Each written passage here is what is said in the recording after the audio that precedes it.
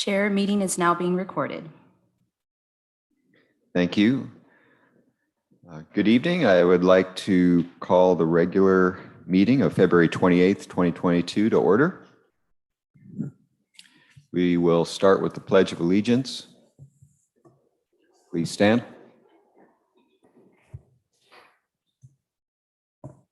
I pledge allegiance to the flag of the United States of America and to the republic for which it stands, one nation under God, indivisible, with liberty and justice for all.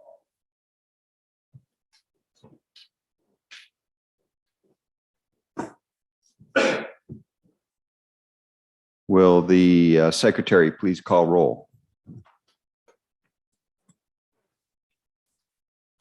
Commissioner Alderete, Commissioner Calderon, Present. Commissioner McLaughlin, Here. Commissioner Ramos, Commissioner Wu, Here. Vice Chair Pham, Here. Chair Morrissey. Here. Chair, we have quorum. For the record, with Commissioner Alderete absent and Commissioner Ramos absent. Thank you. Before we begin, I understand we have a new sound system, so I'd remind my fellow commissioners to, especially important, to turn your microphones on when speaking and off when not speaking, and keep the microphone 4 inches from your mouth when you speak. Thank you. Members of the public may attend Planning Commission meetings in person or virtually via Zoom. I now invite the Commission Secretary to describe the way the public can access and participate in this meeting. This meeting is being live streamed via our portal, www.santaana.primegov.com/public/portal, and to YouTube, www.youtube.com/City of Santa Ana videos. If you would like to provide a public comment, you may do so in the following ways. Join the meeting via Zoom, entering meeting ID 830123248818. When the item that you would like to comment on is being discussed, select the hand icon to let us know you would like to speak. You will be called upon by the name you entered. If you would like to call in, please dial 669-900-9128. Enter meeting ID 830-1232-4818. When the item that you would like to comment on is being discussed, press *9 to let us know you would like to speak. You will be called upon by the last 3 digits of your phone number. After you are called upon, you must press *6 to unmute yourself. For those who are attending the meeting in person and would like to provide a public comment, please fill out a request to speak form and turn it into the secretary. All speakers will have 3 minutes to speak, and I will alert you when your time is up. Thank you. Moving on to public comments on non-agenda items. Secretary, does anyone wish to speak? If you are attending this meeting in person and would like to comment on this item, please fill out a request to speak form and turn it into the secretary. If you are participating via Zoom and would like to comment on this item, please select the hand icon and unmute yourself. If you are calling in and would like to comment on this item, please dial *9 and press *6 to unmute yourself. I will wait a few seconds. Chair, we do not have any speakers. Thank you. We will move on to the consent calendar. Mr. Chair, I'd like to move to pass the minutes of the last meeting. And we have an excused absence for Commissioner Alderete. And the excused absence of Alderete. And here come Commissioner Uri. Thank you. Do we have a second? I'll go ahead in a second. Thank you. We have a motion from Commissioner Wu to approve the consent calendar and a second from Commissioner Calderon. Madam Secretary, please conduct a roll call vote. Commissioner Alderete, Commissioner Calderon, Aye. Commissioner McLaughlin, Aye. Commissioner Ramos, I'm going to abstain because I just walked in. Commissioner Wu, Aye. Vice Chair Pham, Aye. Chair Morrissey. Aye. Motion is approved by majority vote with Commissioner Aldereti absent. Okay, that concludes the consent calendar. Moving on to the business calendar. I'll go through the public hearing protocols. I'll now review the process for the public hearing so that everyone knows what to expect. Staff will provide a presentation and answer questions from the commission. The public hearing will be opened. The applicant will be given the opportunity to speak, limited to 15 minutes. Members of the public will be given the opportunity to comment, limited to 3 minutes. The applicant will be given the opportunity to respond to comments made by the public, limited to 5 minutes. The public hearing will then be closed. Discussion will return to the commission with formal action taken to approve, conditionally approve, deny, or continue review of the application. Please consider the following suggestions when organizing your comments. Please state your name, address, state whether you support, oppose, or are neutral to the proposal.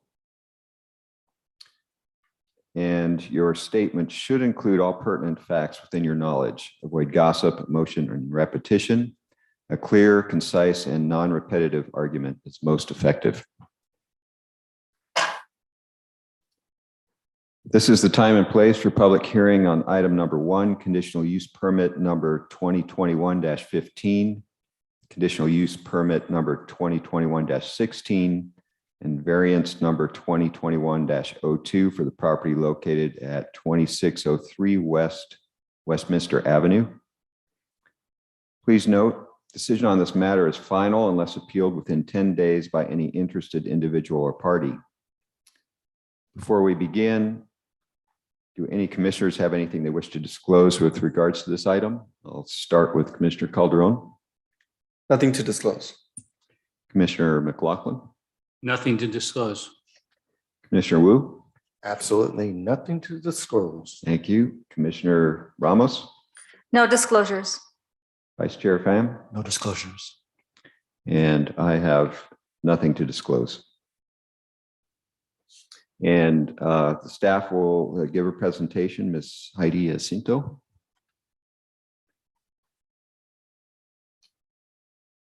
Thank you, Mr. Chairman.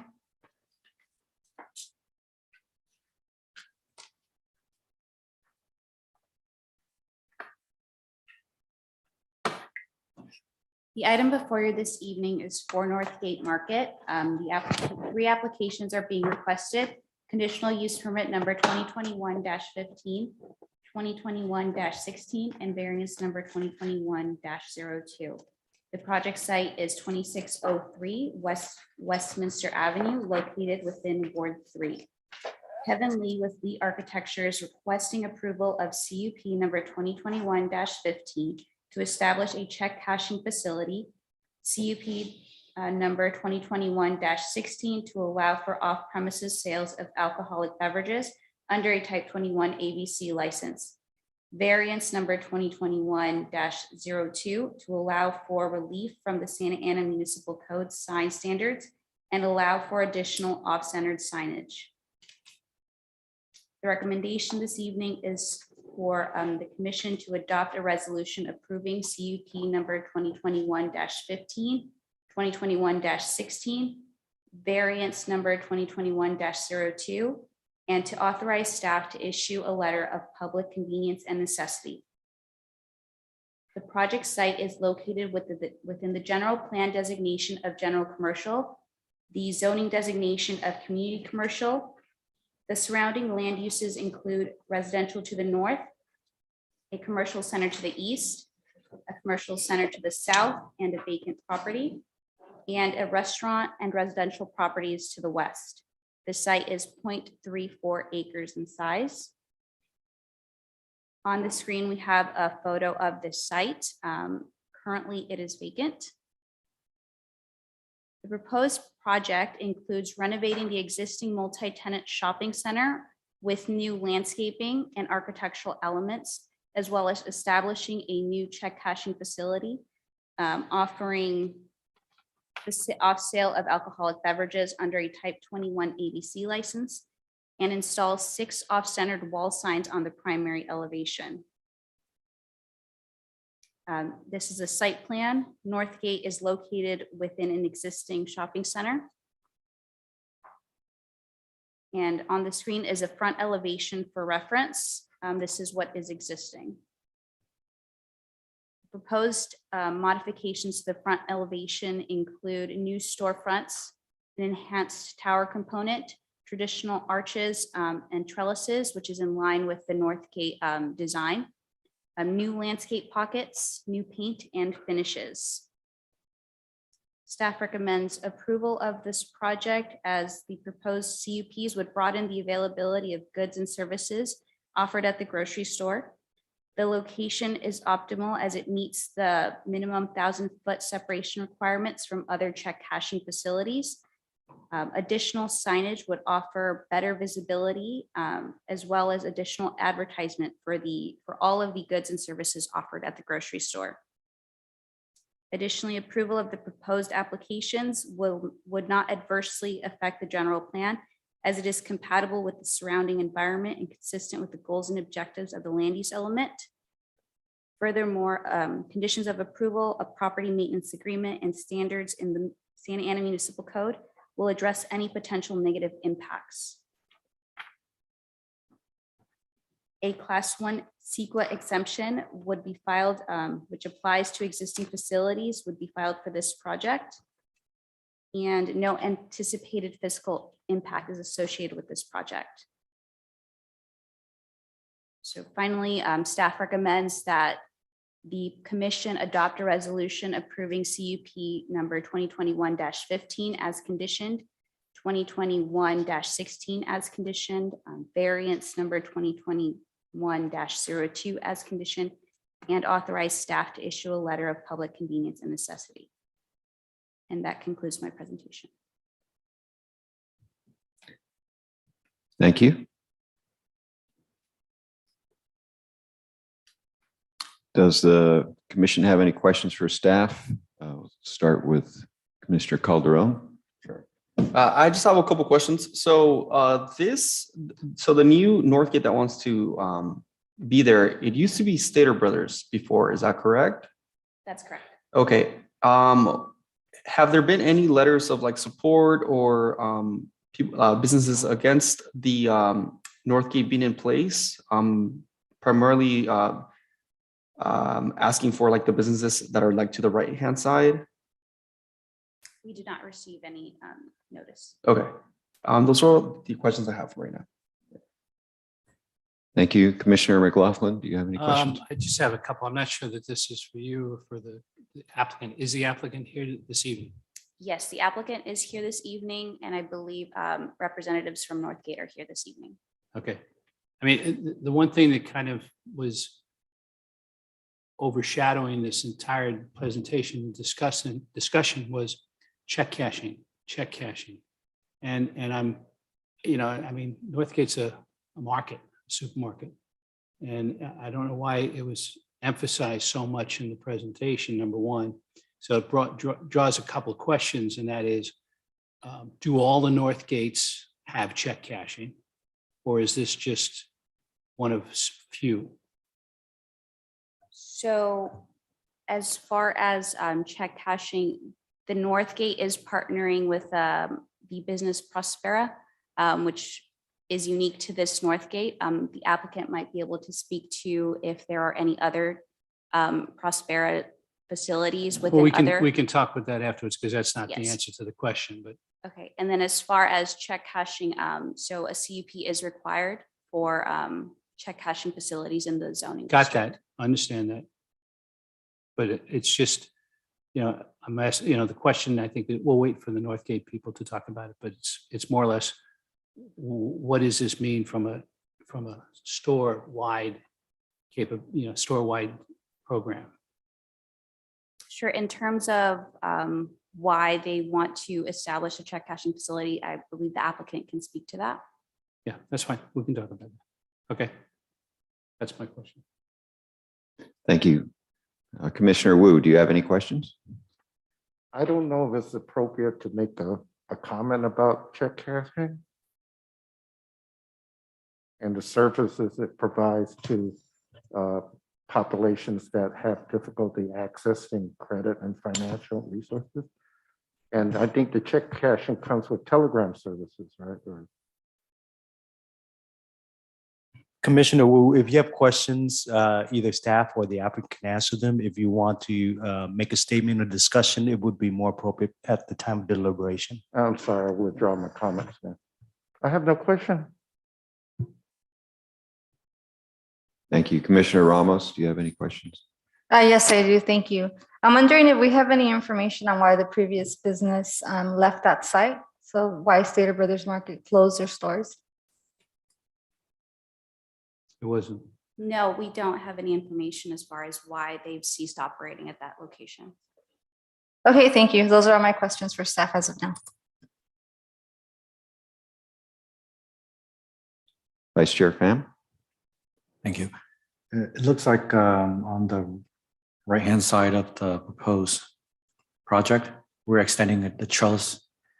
It looks like there'll be removal of some parking, and then a larger trellis is going to be installed on the right-hand side. It was noted on the plans that the left-hand side trellis is going to be for cart storage. Is the intention that potentially in the future, the other trellis will be for cart storage as well? I don't believe so. I believe in terms of where the other trellises are located, there would be landscape pockets. However, the major modification is being processed administratively. Perhaps the applicant may be able to speak to the overall vision for the facade improvements. Oh, yeah, I just want to ask because it's not noted on the plans that, and we wouldn't want the cart storage to be designated where it impedes the path of travel, which it looks like the path of travel is leading through that trellis. So I just wanted some clarification, the intention. That's it. Thank you.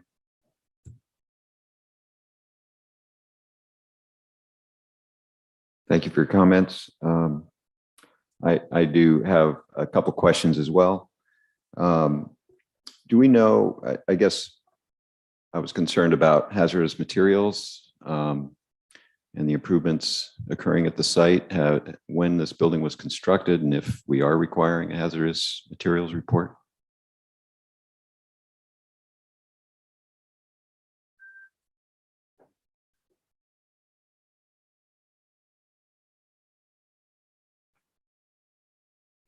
Thank you, Chair.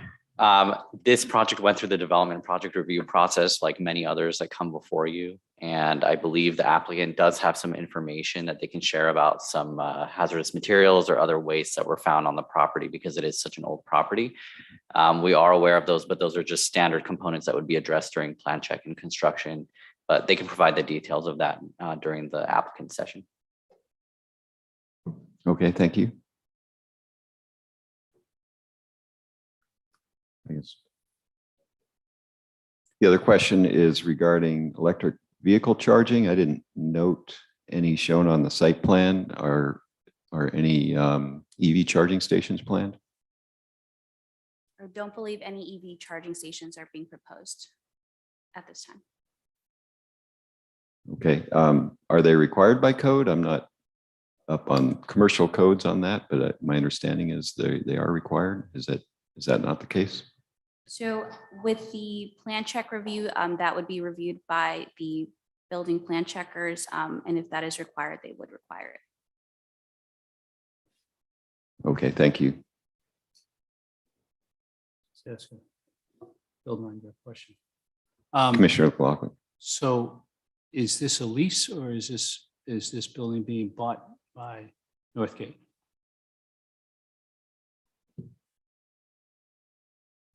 I believe our applicant can speak to the ownership of the property. Okay.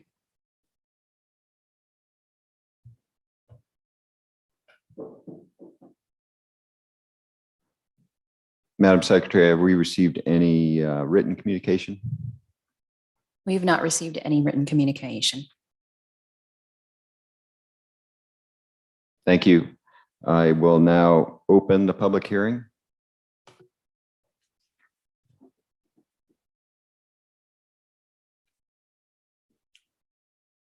Sorry, applicant may speak.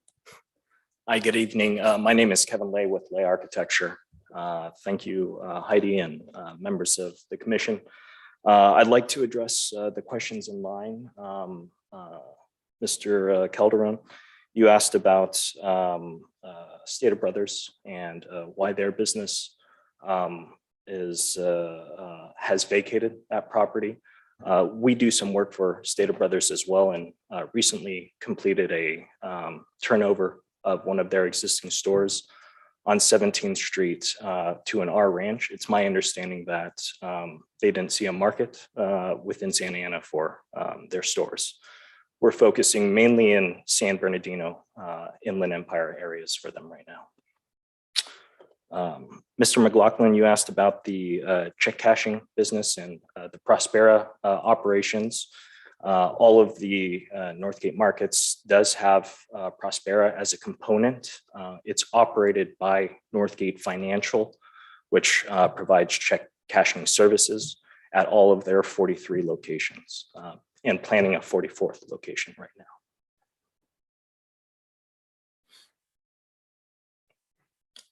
Ms. Ramos, I think the similar question with Mr. Calderon regarding Stater Brothers. Mr. Pham, you asked about the Trellis Extension, and with the, you're completely correct. On the left side, we had developed that trellis as a cover for the car corral system. We are proposing the trellises to the right as a extension to make a connection, an ADA path of travel and cover between the market and the retail shops. It is, we are planning the market as an operation in this first phase and concurrently with the retail shop center, which is also part of our remodel project. So the entire site development is being proposed holistically, not only just the market, but the retail facades as well, and the connection between both properties. And Commissioner Morsi, you asked about hazardous cleanup on site. Currently, within our phase 2 report, there is some hazardous cleanup that is being occurred closer to the corner property. There has been a plume of that that's being monitored on site as part of the retail shops that are adjacent to the market, not necessarily on the market itself.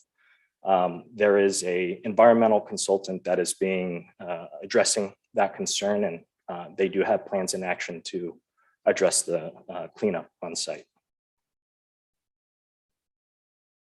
And your second question regarding electrical vehicles, Calgary code states that if we apply any additional parking stalls to the center, that we do address electrical charging facility and EV ready stalls. I think part of the development we can consider including some EV ready stalls as well.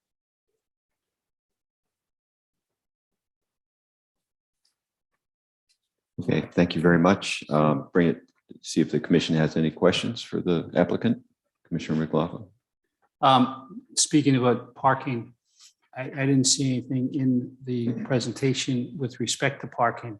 So given that it's a shared situation with other shops, where do we stand relative to the parking versus the parking requirements for a facility of this nature? So based on the land use, it's consistent with the previous use. Sorry, the land use is consistent with the previous use and would be parked at the same rate as Stater Brothers. And so no changes to the parking would be made. So it meets the It meets the minimum standards. requirement is what you're saying. Correct. Okay. We do have a surplus of certain stalls. Again, Northgate's, one of the questions was whether Northgate owns the property or not, and they did. secure this property. They have every means to improve it, including aligning drive aisles that are currently, if we can put the site plan back up and I can walk the commissioners through. Currently, Stater Brothers operated with parking directly to their storefront against the building face. That caused traffic and circulation to kind of go around to the north and meet up with the retail shops. So in this scenario, we brought the parking stalls to better align with the rest of the drive aisles and complete a clear path of travel vehicle-wise as well as accessibility-wise for the Well, that's in patrons. part why I asked the question, because if you look at the layout and you see that there's islands and looks like you're going to put trees in there and things like that, they didn't exist to begin with. So that's going to be taking away some parking. Thank you for clarifying the fact that Northgate purchased the property. That helps from the standpoint of, talking about EV and things of that nature. But, realizing where Northgate is today over by Santa Ana College, one of the biggest problems they have is parking. And that's kind of one of the motivations that's bringing you down to the other location at this point in time, size and parking. So I'm just trying to put two and two together to see, if it's an improvement or if it's just status quo. In all of the properties that we've worked on with Northgate over the past 20 years, parking has always been a concern, and we're always trying to obtain as much parking as possible. The new landscape pockets that are being added to the property are within existing and enlarged drive aisles. We're making them per code driveway widths, and that offset is being put into new landscape. So no parking is necessarily being taken away. In fact, we're improving the layout with more green landscape. Okay. And then there was a comment, I should have asked it earlier, but there was a comment originally on the basis of vacant lot across the street, but is that not the affordable housing that was approved by the commission several months ago? Hallie, you're shaking your head like.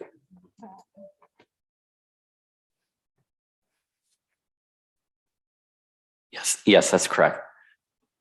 You came all the way up here to do, yes, that's correct. I should sit closer. Jeez. Hallie, I didn't want to get you the extra exercise. Gee.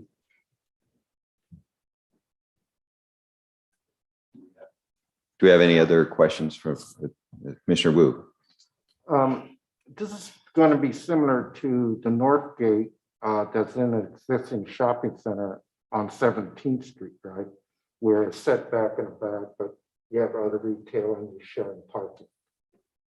That's correct. And that site and location right now is currently on lease. It is Northgate's intention to relocate.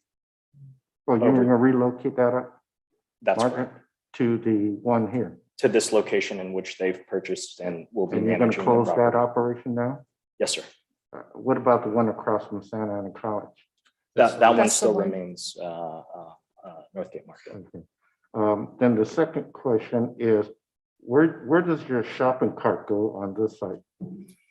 There are the main cart storages that are directly in front of the building,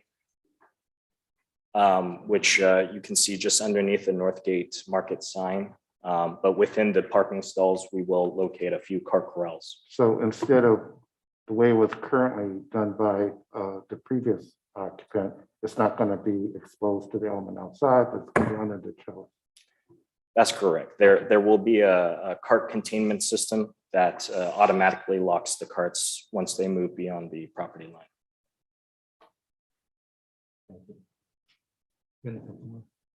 Thank you, Commissioner Ramos. Thank you. I have a few questions. One of them was actually going to be regarding the other Northgate by 17 and Bristol. So you've said that store will be closing? I'm sorry, it was the location just down the street on Westminster as it transitions over to 17th Street, just a few blocks to the east. That location is being relocated. I couldn't speak to the other locations on. So is that not the location in front of Santa Ana College? 17th Street becomes Westminster as That's it correct. heads. Right across the bridge. That's correct. That's the location that we'll be relocating. Okay, to. so that store will be closing, the one across from Santa Ana College. Yes, Commissioner. Okay, and are there plans to also keep the employees that are there and relocate them to the new store? Yes, that is the intention. Okay, I have a few other questions. So I'm familiar with Northgate. I'm very familiar with what they're doing, repurposing their site on 4th and French as well. And I'm wondering if the store is considering any community benefit agreements If for the development, if the Northgate as a company is considering any community benefit agreements specifically around this development, and thinking that their closing of the store in front of Santa Ana College will cause food access issues for certain populations in that area. Yes, I do have members from the Northgate family that can speak to your question. If I Yeah, may that'd be invite great. them up. Thank you. Elizabeth.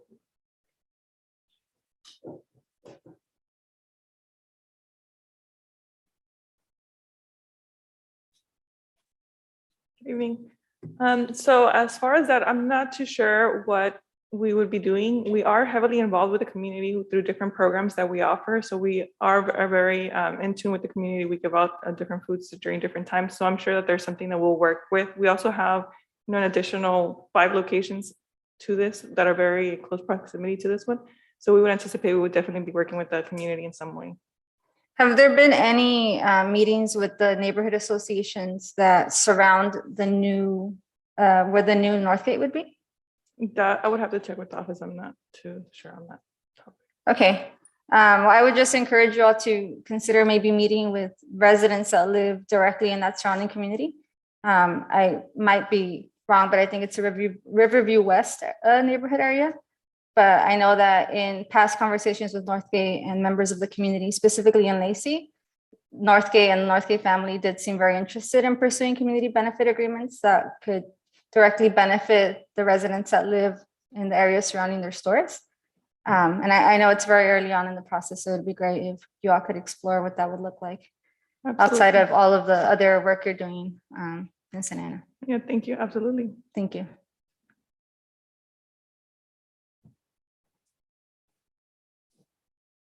Thank you. Do we have any other questions for the applicant? Commissioner Wu? What are some of the current nonprofits that you do support in terms of health and food insecurity? You know what, that goes through our community development area, so I wouldn't be able to answer to that.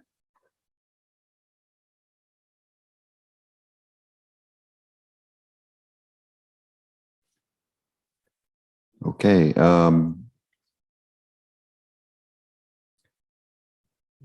No other, Commissioner McLaughlin. I'm going to go back to the discussion on the check cashing and just ask, you've got them in all of the stores. What kind of, has there been any problems with respect to that? Police calls, things of that nature?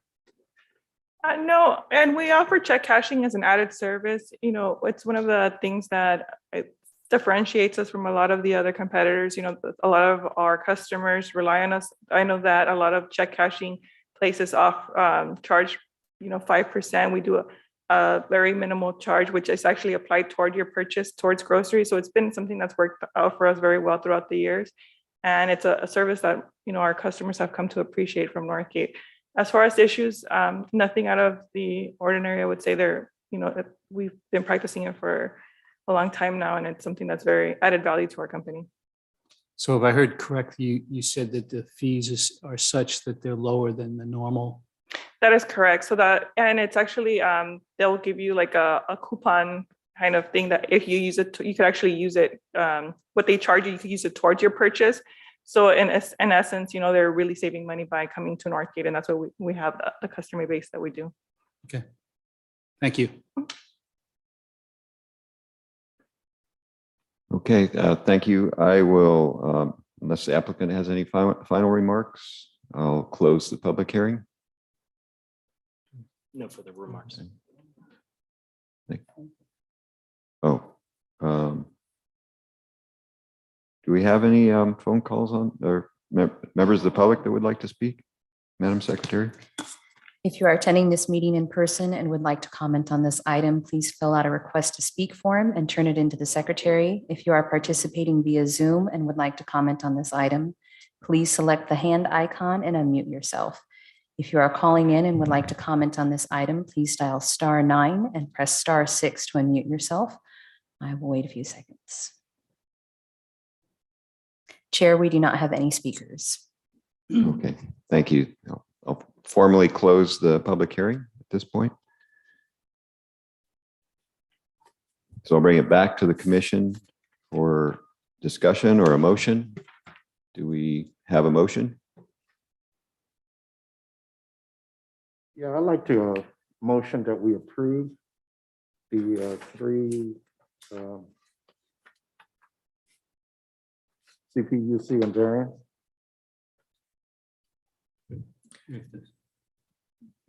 Spell it out. So we have a motion from Commissioner Wu to approve the CUP number 2021-15, CUP number 2021-16, and variance number 2021-02. I'll second that. We have a second from Commissioner McLaughlin. Excuse me. Before we formalize it, Discussion. can I ask Heidi a quick question? Sure.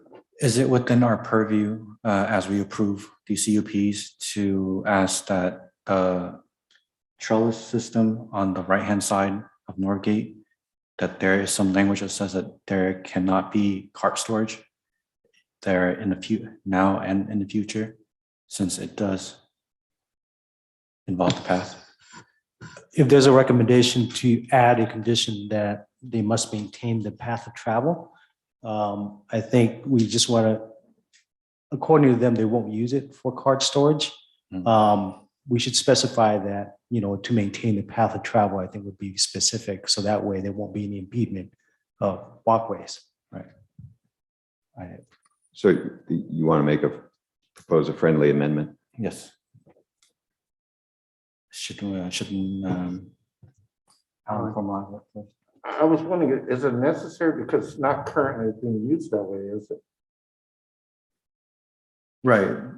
My intention is just to make sure that because there's a path of travel that goes through that trellis system, that we have some language to make sure that that's maintained.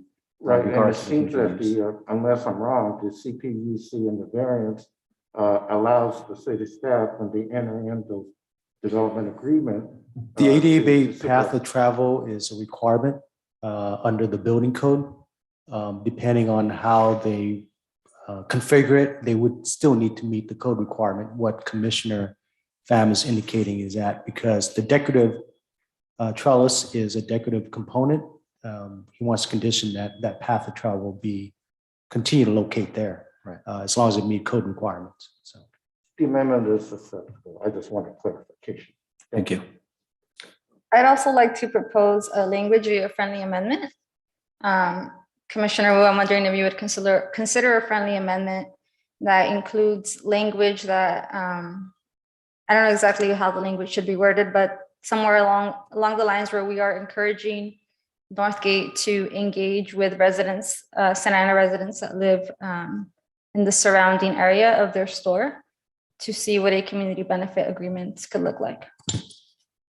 I would advise that because it is not directly linked to a land use issue, that type of condition is something that certainly the applicant can engage in separately, but there isn't a benefit agreement requirement as a city component and as a land use component. So there isn't a nexus for something like that to be conditioned. And I guess there is no tax credit or any other kind of financing that would be in their language requirement. The city is not providing any type of financial support on this project. Is it considered a condition if it's being encouraged and not required? As a condition, it would be imposed on a project. The word of encouragement is generally added, but again, I think what we want to be clear is that the city has no requirement for a community benefit agreement requirement. Their land use request does not trigger anything that would require that type of consider of a special agreement in this matter. So the condition would not be appropriate here. Okay.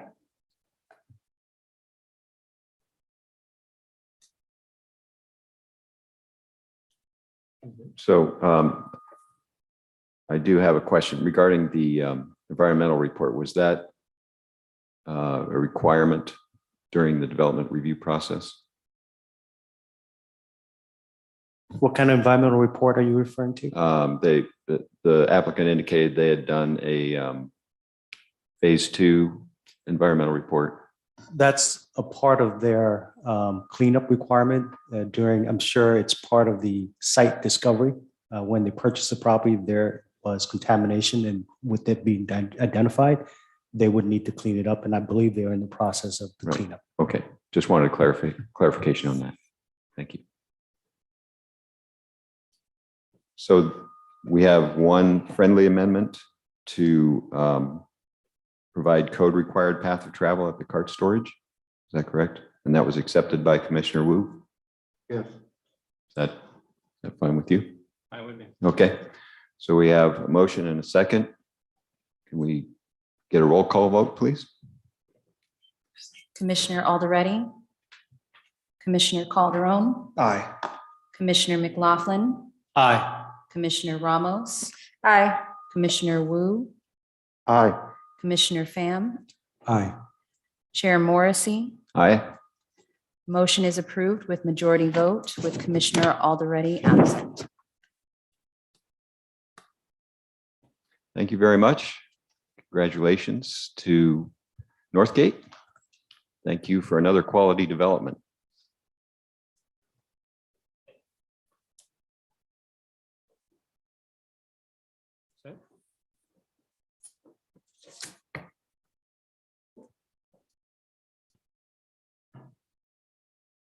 So that concludes our business calendar, and we'll move on to the work study calendar.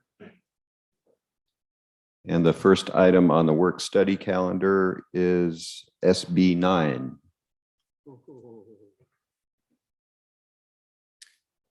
Please note, no action will be taken on this item.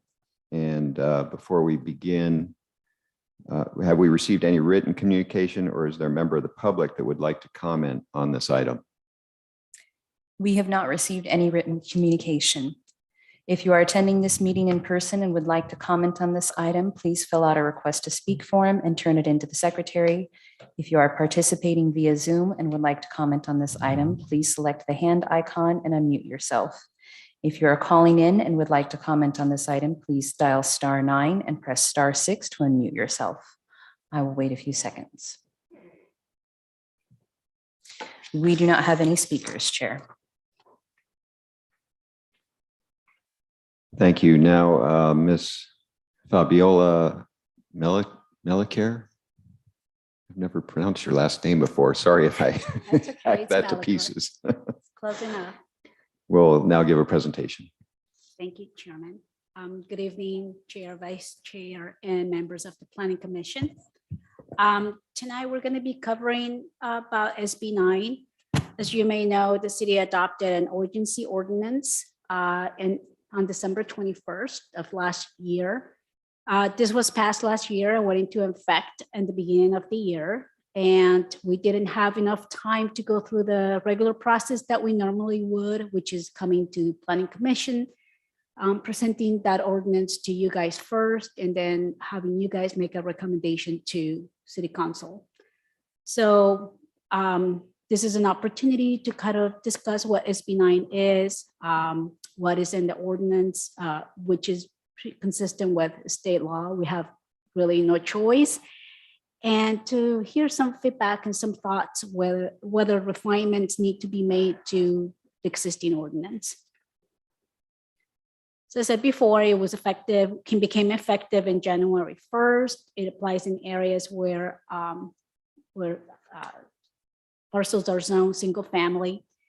It requires that a 2-unit development and an urban split, which is basically subdividing one single parcel into 2, be reviewed by the city ministerially without a public hearing. So approvals can only be based on what they call objective standards and cannot preclude the ability for a parcel to construct 2 units of at least 800 square feet in size.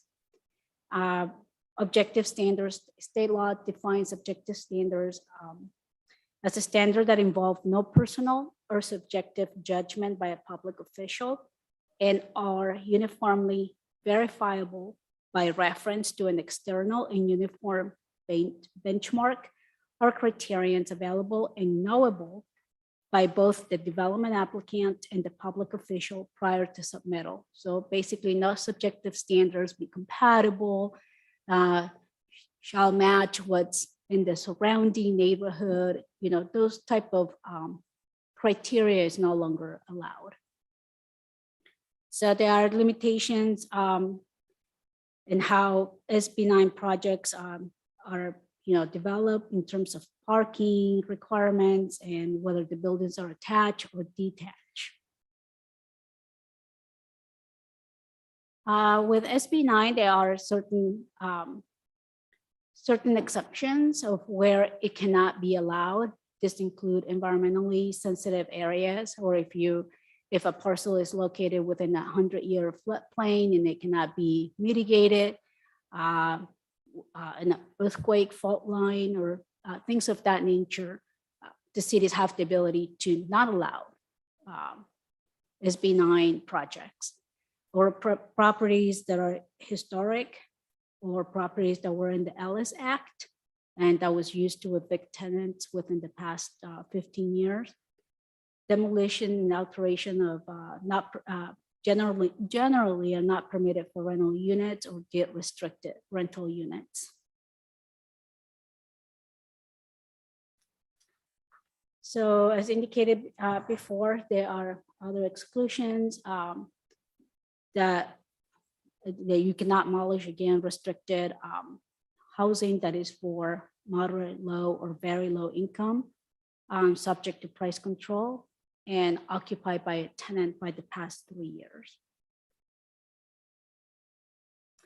This is a map that shows how many parcels can potentially qualify for SB9 projects.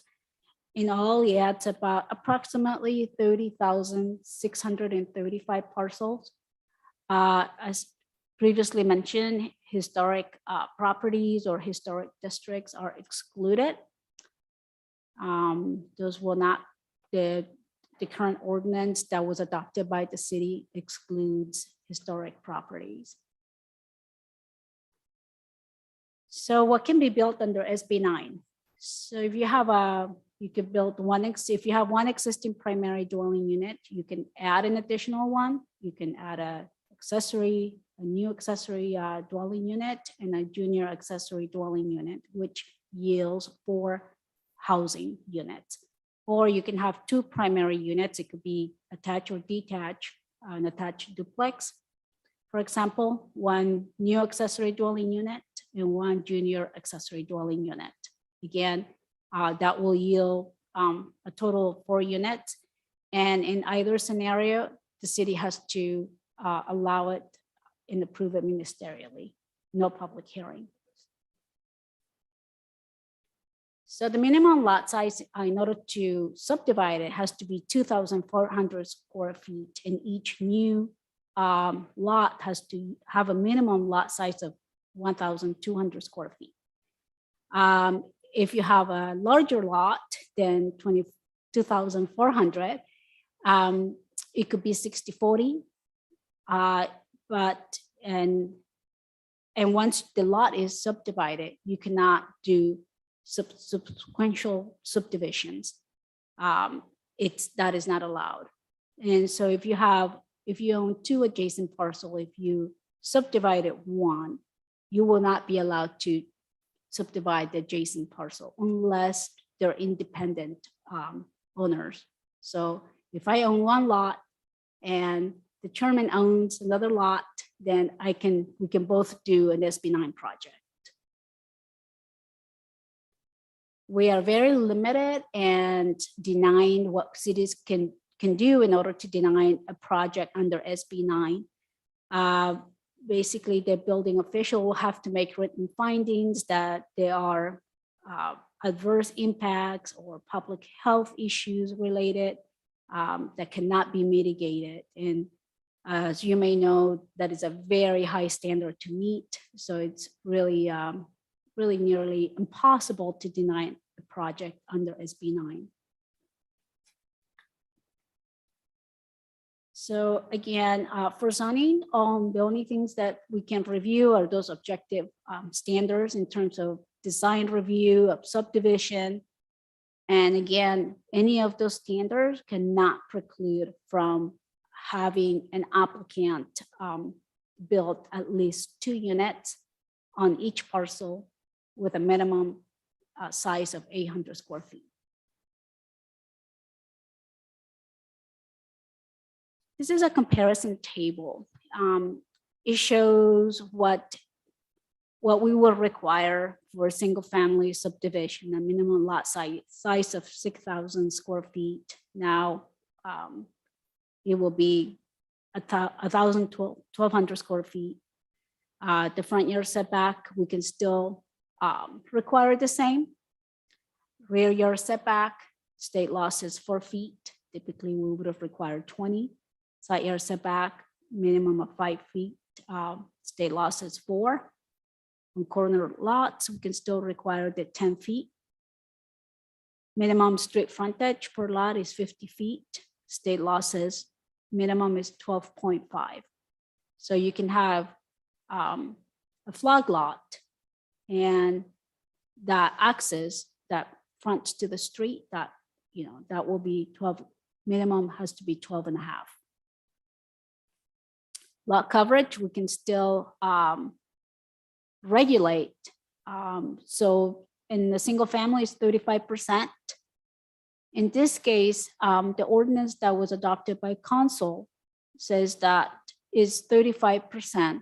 But if you do all your structures on the lot that are 1 story instead of 2 story, we would allow to have a lot coverage of 50%.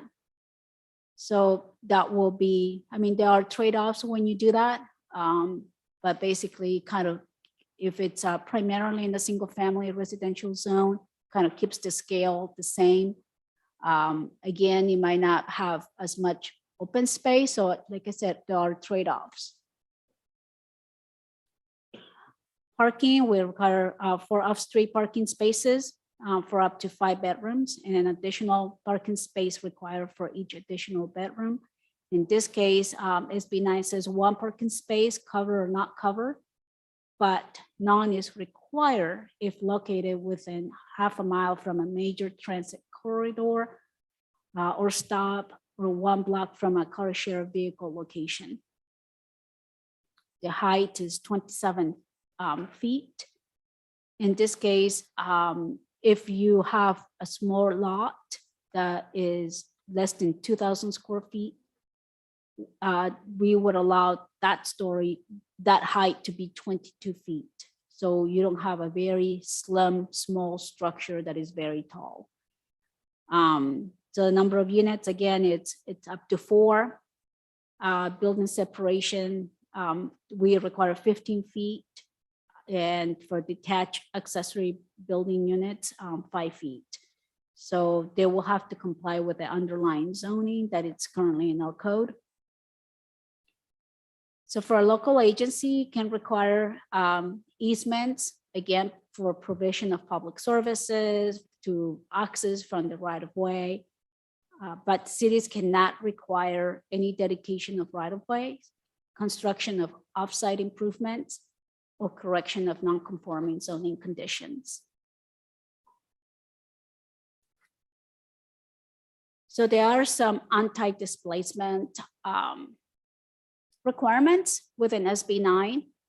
And what that is that short-term rentals cannot be created as part of SB 9. For lot splits, an applicant must submit an affidavit that it intends to occupy one of the units as their primary residence for at least 3 years. And the city also requires that at least one of the newly created units be affordable and deed restricted. If an urban split is going to, if a new parcel, the newly created parcel is going to be sold, that it be sold at the moderate income level. So the next steps will be for us to hear some feedback. One of the things when we went to City Council public hearing last December, generally speaking, council wasn't supportive of the ordinance and the objective design standards that were included. Only one council member had objection to the request or the requirement of having one of the units be deed restricted to affordable levels, and also to requiring, right now the current ordinance says if you are going to do an urban split, you also must submit your 2-unit development. And so, and both will expire within 24 months if you do not exercise them, which is what it's required. You can get an extension based on the code, but that is no different than the standards that we currently have. Any parcel map or tract map typically expires within 24 months unless you request an extension. So in any case, one of the comments was that to allow lots to be subdivided, but not require at the same time the applicant to submit a 2-unit development. So the concern is that, we don't want to have all of these single family parcels be subdivided in case the law changes down the road and that they can exercise later on. So the law allows for cities to require that to be done at the same time. Other than that, we would like to get feedback from the Planning Commission and see if there's anything that the commissioner would like to be included, to be changed in the ordinance. And we'll come back at a later date with those changes and go through the normal process that typically, an ordinance will go through. Thank you, Fabiola. We'll bring it back to the commission, and I'll start with Commissioner Wu if you have any questions for staff. Yes, I want to thank you for the clarity between SB 9 and the current. I'm trying to understand in the past planning and zoning and housing regulation favor a certain type of house with the lawn and and so forth. This allows more additional dwelling units and lot spec to increase affordable housing and housing opportunities. Does that mean the planning department who will minister this? My first question is, will you have enough staff to monitor, check, and approve and make consistent advice to the applicant that be bringing you their plan? Number 2 is if your lot size is small and you do away with some of the front and back restriction, can my house be up to the sidewalk and not align with the other houses in the area? Can my house now not follow the neighborhood integrity of the area of design if there's a certain design? Can I, for instance, build a Chinese house that is non-conforming to the rest? If I meet all the other requirements for um, the housing and all that. The other thing is because the parking restriction is going to be reduced where you only need one. If you have multiple tenants, then they're all driving and using their car. And we also have boarding house situations already. Is it a public safety problem when you don't have sufficient parking and people are arguing over parking spaces and things like that?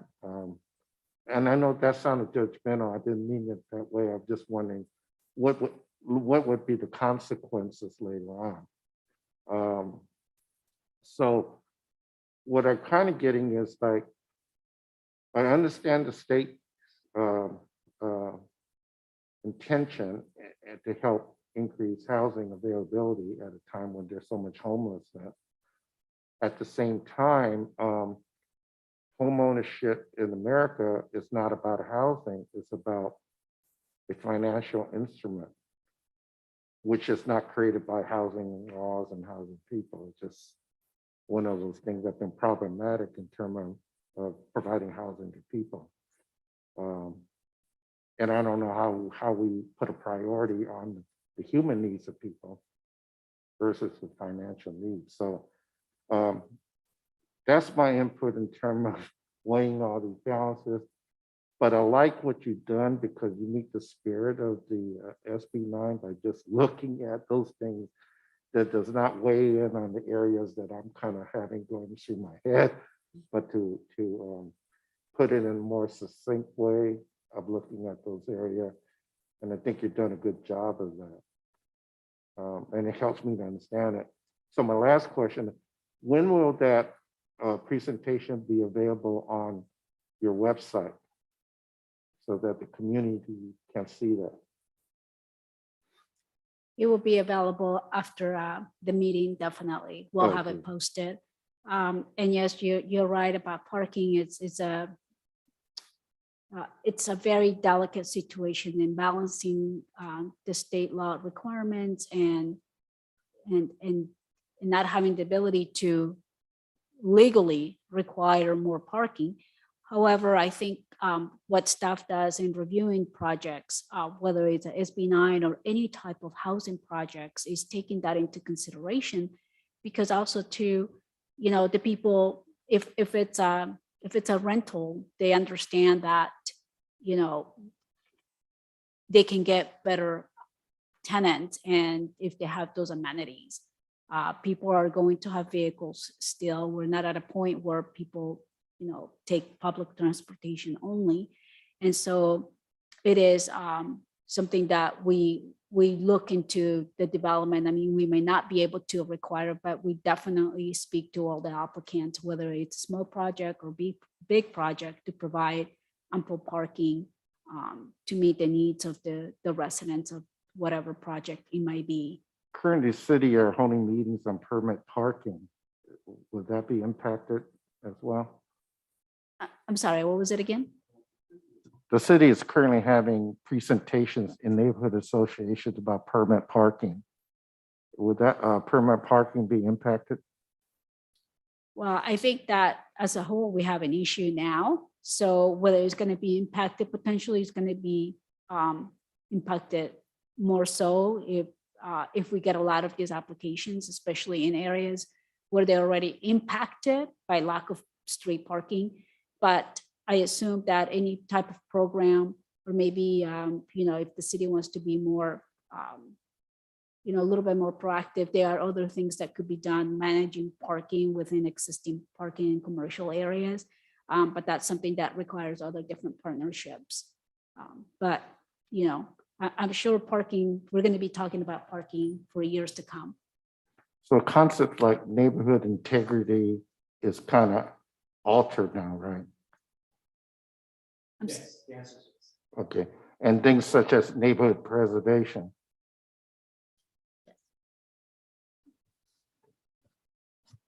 The answer is yes. Thank you. Thank you. Yes, Commissioner, thank you, Commissioner Wu. Commissioner Ramos? Yes, my first question for staff, I don't know if you would like to answer it now or answer during the other items that are part of the work study session. But what would enforcement around short-term rentals look like? And ensuring, I know there are many in Santa Ana, if you go on Airbnb, you can see they're spread out throughout the city. So what is that enforcement going to look like?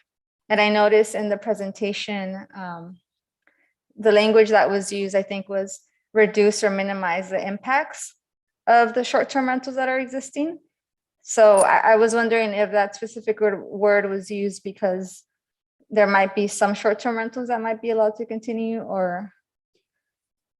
I don't want to speak about that subject, but in terms of SB 9 is prohibited, and we will be asking for an affidavit or some type of mechanism to be recorded so we can actually enforce it, because it's specifically prohibited under state law under SB 9. So if there's a complaint received, we will investigate, and if confirmed, there will be subject to any penalties that the city has in terms of citations and enforcement.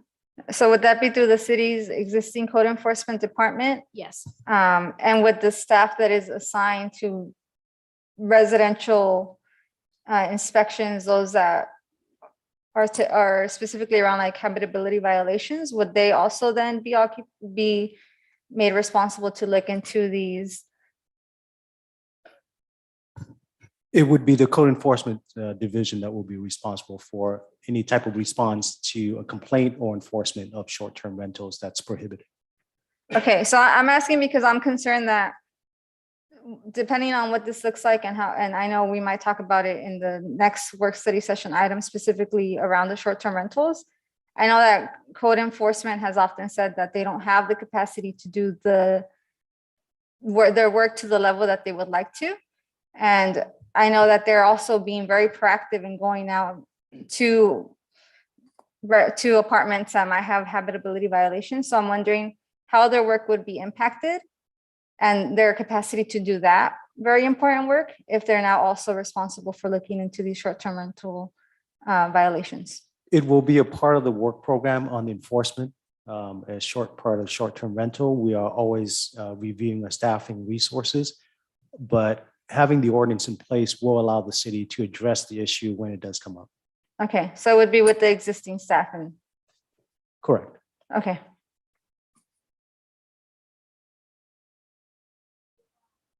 Those are all my questions for now. Thank you. Vice Chair Pham, do you have any questions? Thank you. I'm specifically looking at the language in the ordinance itself online, and it's describing the unit size. So in the presentation, it says all units must be up to 800 square feet. No, what it's saying is Minimum. that the objective standards that we apply shall not preclude someone. So for example, to have at least 2 units that are minimum size of 800 square feet. Right. But in the language in the ordinance, it says units, primary or secondary, can only be up to 800 square feet and at a minimum 500 square feet. So it sounds to me that the language is saying that either unit can only be 800 square feet and not to exceed. Minimum is 800. Sorry, and maximum so I'm going to 800 go square feet. back and take a look at what you stating, but it's minimum 800 square feet each. And you can still, so for example, if you have a smaller lot and we cannot say you can only cover 35%, we still, if you cover 40% or 45% to achieve having 2 units that are at least 800 square feet, then that's something that the city will need to allow. So the law is very clear.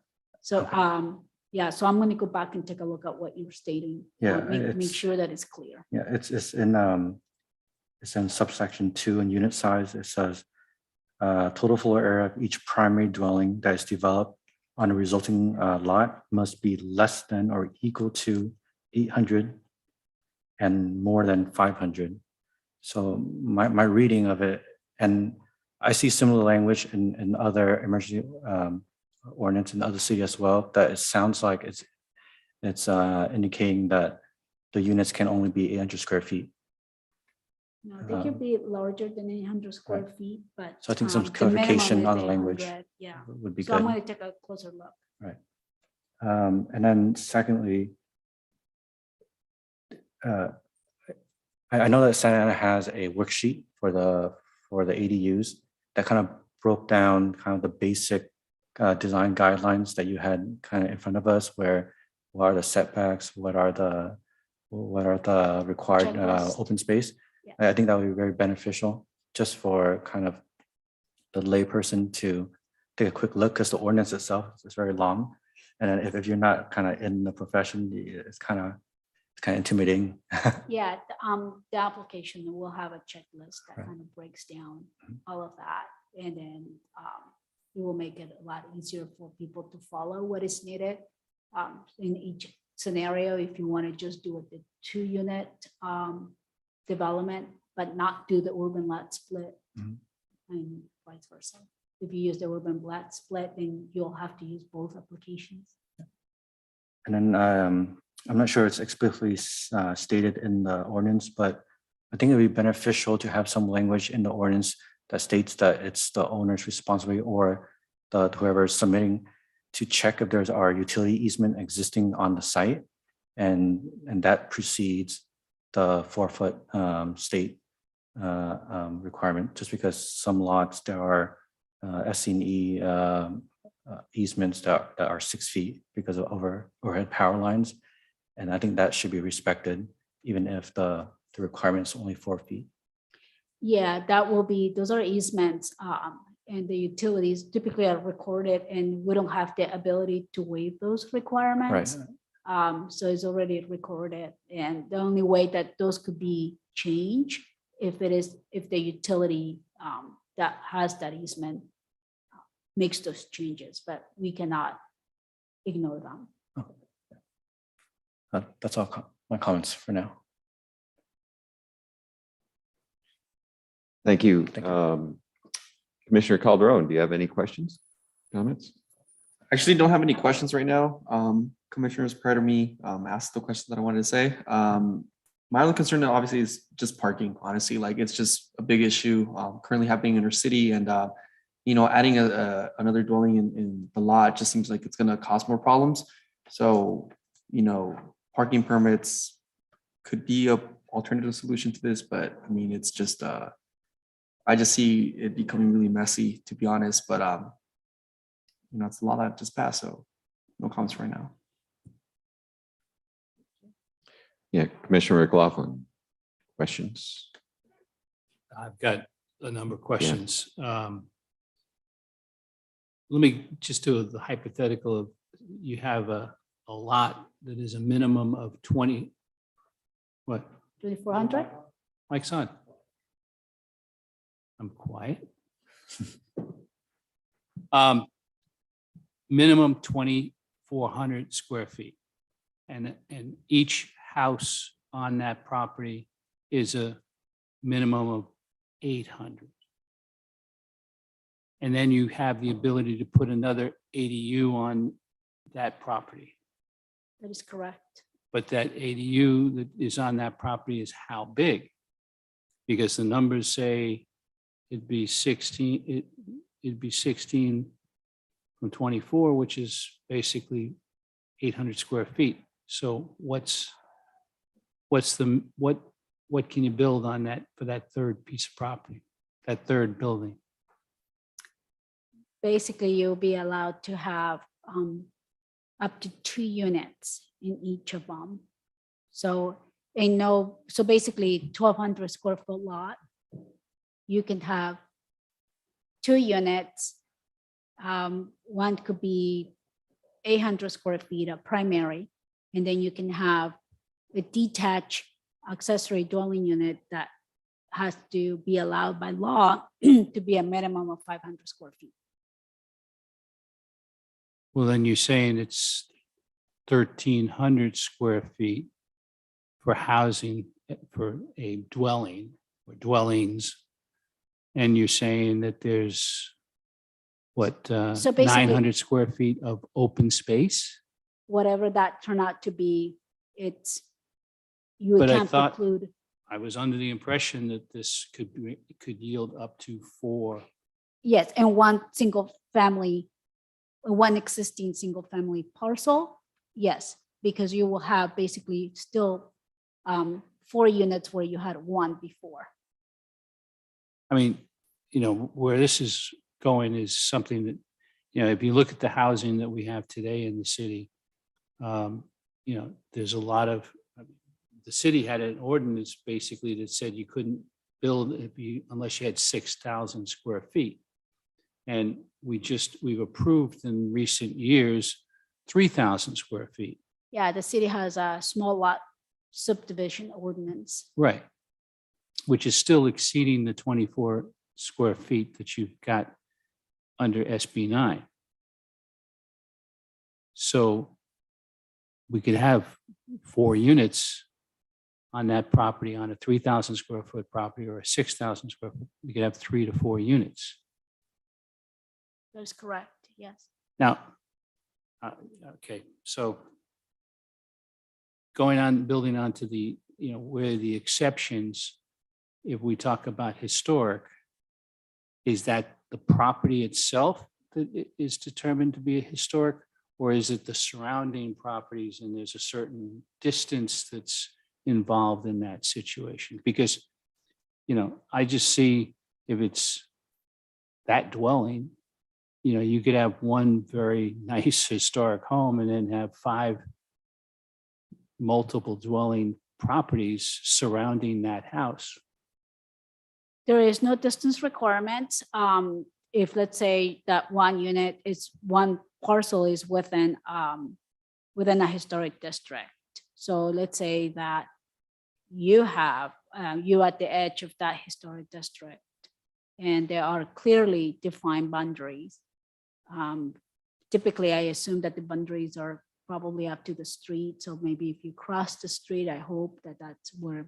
The boundaries are typically a side of the street. Yeah. It's not and to the so- middle of the street. Right, so it won't be an interior lot. But yes, that is correct. There is no buffer that is included on the ordinance. Okay. That's, And you won't be able to require buffer. pardon? I'm sorry. And you won't be allowed, or cities are not allowed to require a buffer. The only exceptions are for historic properties, historic districts. Well, the other thing is, and I think everybody up here has understood it and sees it, and that is, in the ADU process that we've had since early 2000, the enforcement of that has been not there. It hasn't come close. And we've had this discussion on numerous occasions. When the granny units were first put in place, there was like 75 permits that were released in the course of, Ally, how many years? First 8 to 10 years had about 75 permits that were put out for ADUs. And as you could go down streets in the center of the city and find 10 homes that had ADUs in the back that weren't legal. And that's because code enforcement didn't have the ability to manage that. Now now we have kind of legitimized it with the ADU process that the state forced on us several years back. And we still can't control it. And so what makes us think we're going to be able to do something better when we open up the floodgates for this particular item? I think if you're saying that the state has a history of having unfunded mandates on cities and we don't have the resources to respond for it, we would agree.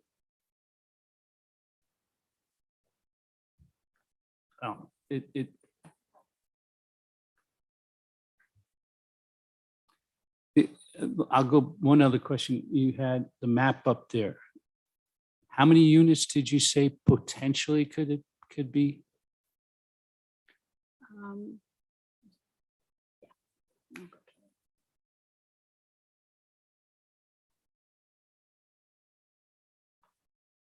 So potentially, I did the addition of all the units. It was about 36,000, 36,500 units approximately that were qualified under SB 9. Right now, that excludes the historic properties and historic districts. 36,000. That's, Yes, over 36,000. I mean, to parcels. me, that's a game changer when we look at the general plan. I mean, you have a general plan that's based on population and based on housing. And now you're coming in as an overlay to this and saying, well, we could squeeze another 36,000 people into a number of different buildings in the city that are into this SB 9 situation. And I don't remember the number off the top of my head, but the general plan says how many more people are going to be added to the process under the normal circumstances of apartments, conversions. How many do we have in the general plan? Depends on the areas. I think there was an estimate of, if the build out number is to achieve about 100,000 additional residents. 100,000. It was, sorry, it was 36,000 units. Units. And it's 100,000 potential residents. With regards to ADUs. No, with regards to the general plan. General The plan. proposed, the That's what I'm proposed, trying to differentiate Sorry. the general Yeah. plan from, what does general plan say? What do we expect to do? I mean, there's other containments there too. I mean, we've talked about the open space, green space and things of that nature. And it just seems like it's a third, it could be potentially a third of the population coming into the city could be through this process. It just seems like I might have missed that page, but how is that being handled in the general plan? the housing element currently as proposed and the general plan does not address SB 9. SB 9 is something that the state superimposes upon existing single-family residential properties that the city has to accommodate.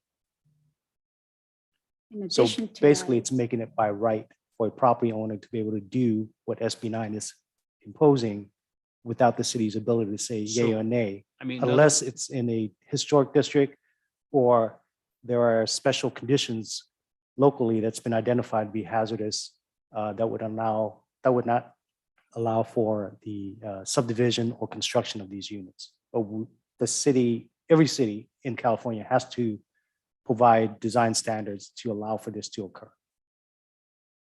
Regardless of whether or not the general plan anticipate additional growth through our focus area or not. and it is exempt from CEQA, so we cannot do any environmental analysis. So therefore, we could still have upwards of 136,000 people in the same space that we're talking about here. I think if we go off history and based on the current density of residents per unit, that would be the case. The state's contention is that by providing more housing, you would lower the number of person per household. That's what, the state contends. But I think we locally here have seen a higher density of residents per unit than other areas throughout the county and the state. We like families. And we keep growing, and our city's landlocked due to the founding fathers screwing it up with the Irvine Company back when. I have I have a question. I want to get clarification on something that was said. So on this map, you were saying there were 36,000 potential new residents or 36,000 potential new units, Parcels that will parcels qualify. that will be qualified. So Yes. there's more than one person per. Right. Yeah, so we're, at least 36,000, maybe an extra 100,000 maybe Right. people. Okay. Right. I just have one other item on it. And it says, it has to do with the aspect of affordability.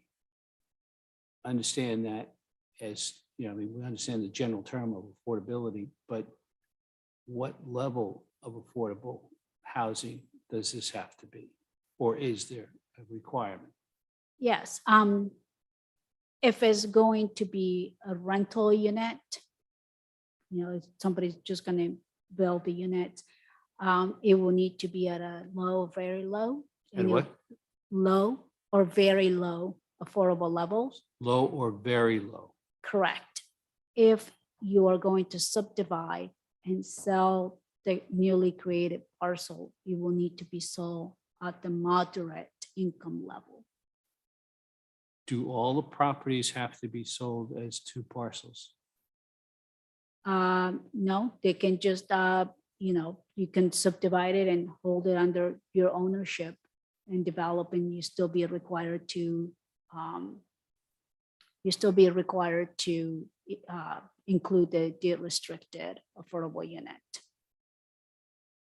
Okay, but I jumped onto a different question. So once you subdivide it, if your question, once you subdivide it, the parcel can be sold separately, independent of ownership. Correct. Yeah. Or it can be owned Correct. by both units could be owned by the same person. Or a different person. I mean, because I've heard people say that as a result of this proposal, that you had to subdivide and you had to have two different owners. I mean, that was a statement that was made. Now, this is not true. So Once you subdivide it, the ownership can be unique and independent of each other. What the ordinance says is that if you currently is an owner of two lots that are adjacent, you can only subdivide one lot under this code. You can't subdivide both lots if you own two parcels together. So it's just, that's what the state law says.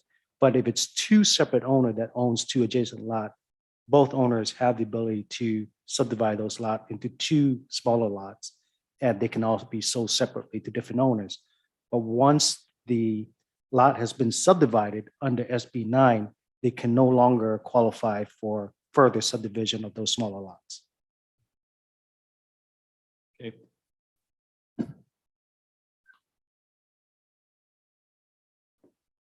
I have a question along those lines. So these lots are subdivided. Are they flag lots? Are they required to have access to the street? Or is it like a condo where you maybe have one subdivided lot in the back and it has an easement up to the street, which I'm just wondering if the infrastructure then is considered in terms of sewer, power, utility hookups and their access to the street. I noticed you had an item in there that we can't require infrastructure upgrades. So is the sewer all tied into the same sewer on site? I don't know. Yeah, how is that all addressed in terms of We ownership cannot and maintenance? require dedication of offsite improvements, but obviously they need to provide whatever they need, sewer lines, electrical, anything that they need to service the new units.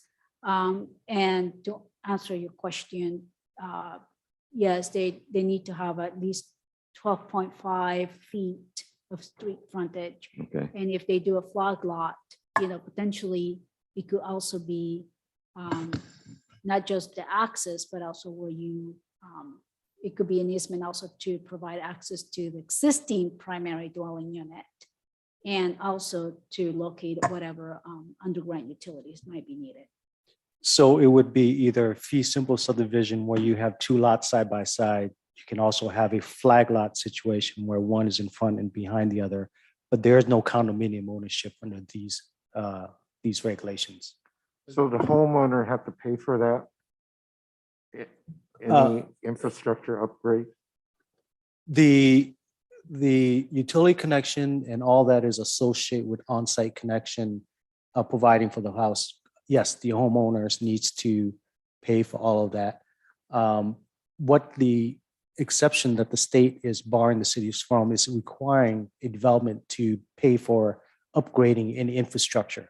It's assuming that the existing infrastructure is going to handle, or it's not assuming, it's requiring that the existing infrastructure is going to have to be handled by for the subdivision and the new development. So it assumes our sewer system and water system can handle the Is new- essentially is placing the burden of the maintenance and the upgrade potentially on the public entity.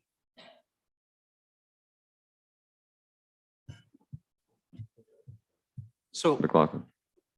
what's today's requirements with ADUs when it comes to the flag property that you talked about? What's the, There is no subdivision. pardon? There is no, when you have an accessory dwelling unit, Yeah. there is no subdivision. So it's No, one it's no lot. subdivision, but I'm asking, what access do you have to the property in the back? And what's the minimum access that you have? The ADU does not require any specific driveway access. And that's your question. The main house does require to either have a cover or uncovered parking.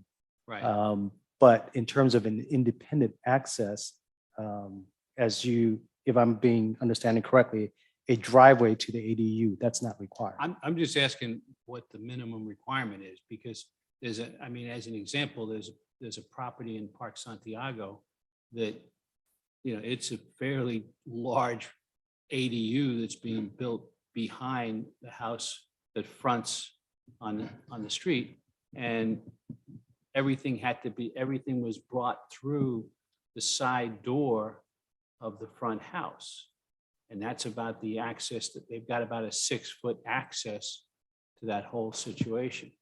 So an ADU is a secondary ancillary unit to the primary dwelling.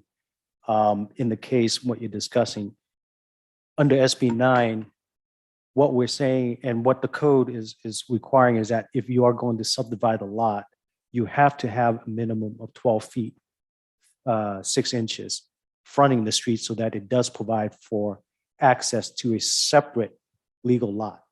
Right. But if that lot is developed with a house and an ADU, there is no separate requirements for the ADU in terms of access. Okay, so it could be as narrow as 3 feet and that would be okay. It would have to use the same access as what's required for the primary, for the frontage. In terms of the ADU for that parcel, it just needs to meet setback and the criteria that we have set up for distance between dwellings, side yard setback and rear yard setback. The comment was brought up about services and everything else. What, if any, is the requirements, or how do we do this SB 9 without tasking the services that exist today in what we've got? I don't think we can answer that, but I can guarantee you that, the fact is that we will be adding, or the SB 9 is requiring that the existing system handle the additional capacity that's required under SB 9. I don't know if anybody saw it today, but I was kind of amazed to hear that Berkeley basically turned around and told Cal Berkeley that they couldn't take on, they had to have a minimum amount of students that they could take on. They couldn't take on the level that they wanted to because the services of Berkeley were going to be tasked too much. When does something like that hit Santa Ana? I think it's a problem that every city in California face in terms of SB 9. right. We're being asked to handle additional capacity without the ability to ask for additional upgrade. But at least they took the concept a little bit further by saying they couldn't bring on more students, so. But that's not an area that's regulated by state housing law. SB 9 is.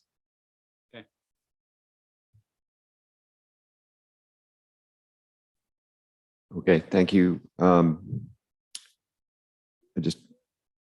think we talked about the separate lots. I had another question on existing non-conforming uses. How is any additional provisions written for people that want to utilize an existing non-conforming use, perhaps as a subdivide and use that as a separate dwelling unit? I'm sorry, That may not comply with the current setbacks. right. The state law is very specific, SB 9, that says that you cannot require those standards to be brought up to current standards. Okay. Yeah, Commissioner, Vice Chair Pham. Yeah, as we're talking, I was just thinking, should there be some language in our ordinance to prohibit? So I'm essentially thinking, as a developer, someone might think that they can split a lot at 2 ADUs, even though there's a specified even though we specify there's covered parking, but we don't specify a garage as in a traditional home. But they end up building a 2-car garage, covered 2-car garage, to the primary dwelling unit. Then they add a ADU in the back, and then would the ADU ordinance give them by right the ability to convert their garage into a garage conversion, because by right the state can't preclude that. So I'm wondering how those two play together, because then essentially you would have 6 units rather than 4. The ordinance says that we would only allow 4 units in special circumstances, like what you were saying right now. You could end up with 5 units if you don't subdivide the parcel. If you, if you were to do 2 primary dwelling units, and then you do no, you still end up with 4. No, we only allow, the city only allows up to 4 units, no matter what. So if you subdivide it, if you only allow to have per parcel 1 ADU, so you wouldn't be able to convert the garage, because that would be 3 units. This came to my mind that it just seems like those two don't really play well together. If you're, if someone's intention is to use SB 9, but then there are, the ADU ordinance that kind of. Well, we are going to require certain covenants as well, to have better control. And then it says that lots cannot be split if it's either rented within certain years. How is that defined, or how's that enforced? Because Yeah, it might not be as easy to enforce, but some of the things that we can ask, they have to, the applicant will have to complete an affidavit saying that it hasn't been rented for the past 3 years. We can ask for utility, utility invoices, see if it was under the owner's name, or whether it was under somebody else's name. So, those are kind of the things that, we could probably check. Typically when you rent a place, the landlord is not paying for your utilities. Mhm. And so that's one way to check. thank you. Limited, Yeah. choices, but Right. that's It sounds about the only thing kind we of, could probably do, and we will do. right. Thank you. Thank you. Yeah, I had another question, just following up on how the lots are configured. How do we have any leeway to dictate a security plan or fencing plan? At first I was thinking, oh, maybe these are, I'm trying to envision how these developments will take shape. So you have these narrow flag lots that's owned by somebody else. How are we ensuring security or separation from one lot to the next?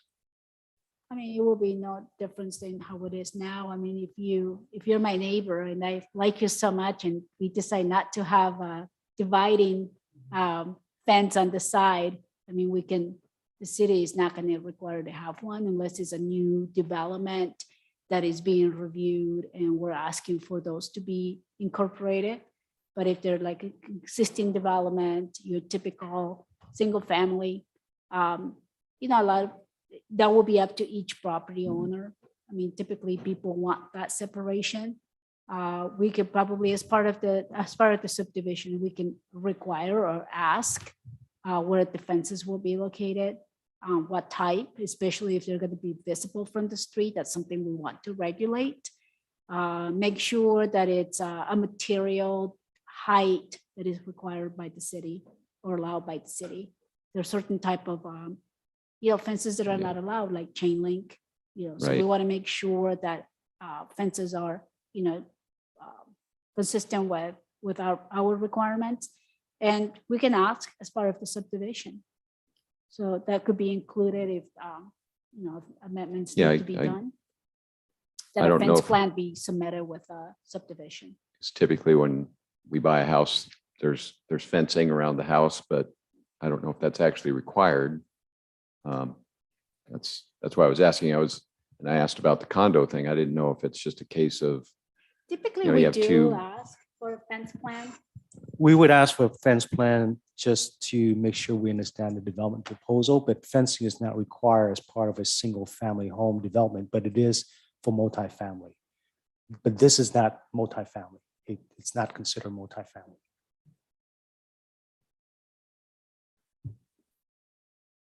okay, thank you. Commissioner McLaughlin, did you have another Yeah. question? My question is, prior to subdividing, does the owner have to own the property outright? Or how is it handled as a mortgaged property? If the owner comes along and says, I'd like to take my property and subdivide it into two properties, and is it bank controlled? I Or mean, is it- we wouldn't be enforcing that. That will be up to the mortgage company will have to, if it's, they'll have to approve the subdivision because they have an interest on the land. So it if will they- require, If they don't approve the subdivision, then That is a private matter between the owner and the bank, but city code has to allow for it. So we're not going to step in and say you can't do it because you're a mortgager. That's an issue that's handled between the mortgager and the mortgagee. Our duty is to provide the regulations so that it can occur. But there's a requirement for living in one of the units, right? That's for the ownership after it's been subdivided and constructed. And then also it's true for making sure that we verify the rental of the unit. So it can't be a recently rented property has been vacated for subdivision. The state law in that area intends not to create a situation where you basically forcing a tenant out to do the development. So that's where the state law is stepping in and indicates that if it's something that's been recently rented, you can't subdivide it. It has to be available for rent. If I was a title company or real estate guy, I would be going.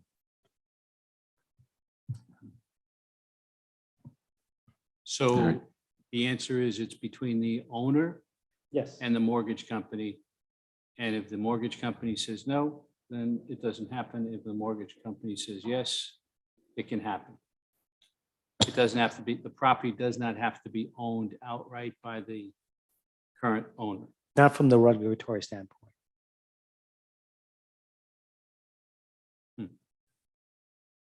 The applicant has to be the legal owner and has title. But the mortgagee is not a part of the decision. in terms of from the city's regulations. They may have control over the subdivision as a matter of contract based on the mortgage contract, but not the city's regulations. Just like a CC&R, it's between the owner and the homeowner association. The city does not get into the regulating of CC&Rs. Okay. Okay, yeah, I just want to say I like the affordable housing aspect of it as well. It's a positive comment. Excuse me a second. Mark, are you thinking that in the case where a parent wants to provide housing for their children, so they subdivide the house, but they also buy the property next door? Was your question related to the ownership or just on the lending side? The question on it is on the lending side. I mean, if the property is outright owned by, you own your own house 100%, you don't have a mortgage or anything like that, that's one thing. But if you're mortgaged under typical circumstances, the question comes down to, does the bank have any influence in the process to say they won't accept this subdivision?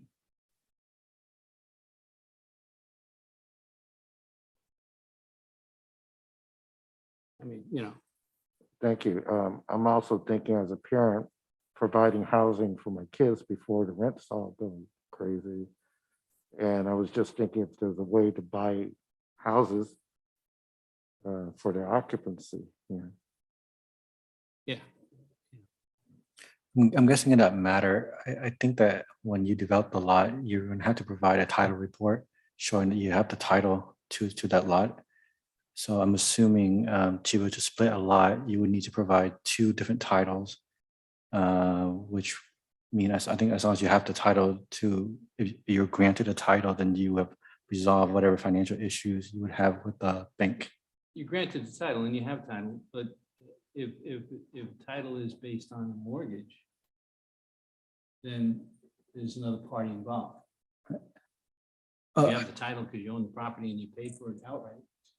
You own the title.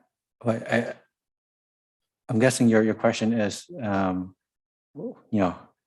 can they split a lot if they still own a mortgage, and when they split a lot, that who owns what, who Right. owns what? That's Yeah. basically the gist of it. Yes. So I'm thinking that I'm assuming that when an applicant applies to the city, they would have to, and they split a lot, they would have to provide a title for the individual lot, right? So they have to resolve that with privately with their bank before they can start the procedure. That's correct. One is a financial commitment of the owner. The second is title. The owner has the title to the lot. The bank has the financial aspect of the private contract between the owner and the mortgagee. So the city does not get involved with the financial aspect of it. That's a private contract. And if the bank decide that they would call the loan based on that conditions, and if the owner can pay it off, then they have meet that obligations. But our city regulation doesn't address that issue because it's a private contractual matter. Does SB 9, what's to prevent someone with money to buy up a lot of Santa Ana property and begin subdividing them and quit claiming them for partial ownership? So you're talking about a developer potentially coming and buying the lot. Yeah, let's say I have $50 billion. I want to buy up Laurel Park, displace everyone, subdivide all those houses, and I know it sounds silly, but our Santa Ana is so speculated by private investment that the intention of helping ordinary workers and working family is not happening because of the private investments, and I'm concerned about that. Well, there's another side of this too, and that is, there's properties, and I'm not going to say Floral Park or just alone, but there's properties throughout the city that are built on 2 and 3 lots. And, you know, now you have 3 lots that are currently, this property is on. How do you still can only subdivide it into 2 separate lots? Is that what I'm hearing? Or how do you handle multiple lots or lots that exceed the SB 9?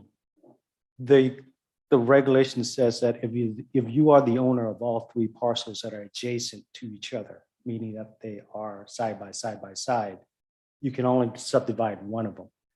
If you're the owner of all 3 parcels, the legal owner. Right. I mean, But if you are individual, if those lots are owned individually, the law does not allow or disallow the subdivision of each one of those lots.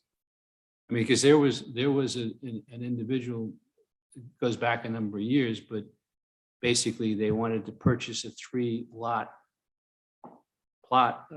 There's only a single house on that lot at this point in time, but they wanted to subdivide it into 3 lots and have 3 homes on that. Now, can they do that? Under SB 9 is a 2-lot split. But can So they do that let's say without you- SB 9, forget about SB 9. I have 3 lots. And I'd like to, I want to knock down the 1 house. And I want to build 3 separate houses on 3 lots. Can I do that? I mean, through the regular subdivision process, Yeah. we would be able to do that. Yeah, I think we just had that on Flower Street. There were 2 lots that were subdivided into 3. Saw that. come through. So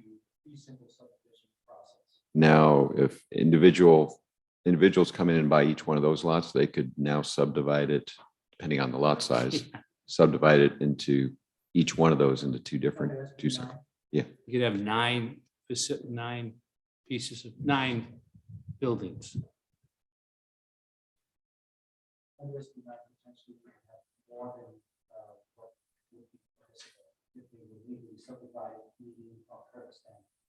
Or go from single family unit to multiple housing apartments.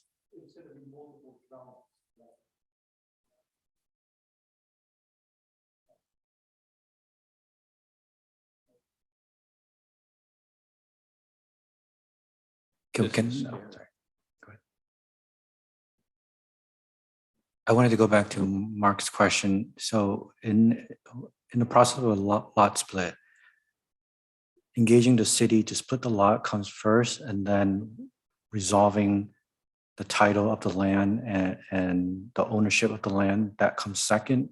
Or how would that be resolved, where you engage the city, you split the lot? Now, does that process end? Then you resolve privately with the bank to see that you're the owner of 2 separate lots, or you're planning to sell one of the lot, right? So like the city approves that split, but then at the end, once that split is approved, that owner has 2 separate independent lot, separate tax, everything. So then that's where the city stops its involvement, and then it's up to the owner to resolve whatever financial issues, to get their names assigned, things like that. And if the bank says no, then how does the owner navigate that? That's really, again, up to the owner and the financial mortgaging company. The city does not get involved in that level of financial arrangement. The requirements as part of the subdivision process is that the ownership is the legal ownership through title, and subsequent to subdivision, that owner would be the owner of both parcel unless one is sold off subsequently. So so the city ends at the lot subdivision, and whoever ends up having financially, that's the owner. That's correct. Okay. All right. Thank you. Can you summarize some of the comments you've, I have a list here, but want to make sure we've captured everything. Okay, what I heard is that you would like to see a fence plan. I need to go back and check Basically security concerns on that, fencing, whatever. Okay. Okay, fence plan, I believe we can ask. I Okay. don't know about security, but Point is to summarize the comments. We will have to come back and evaluate whether or not things can be imposed. So right. So go back and take a look at the language about unit size.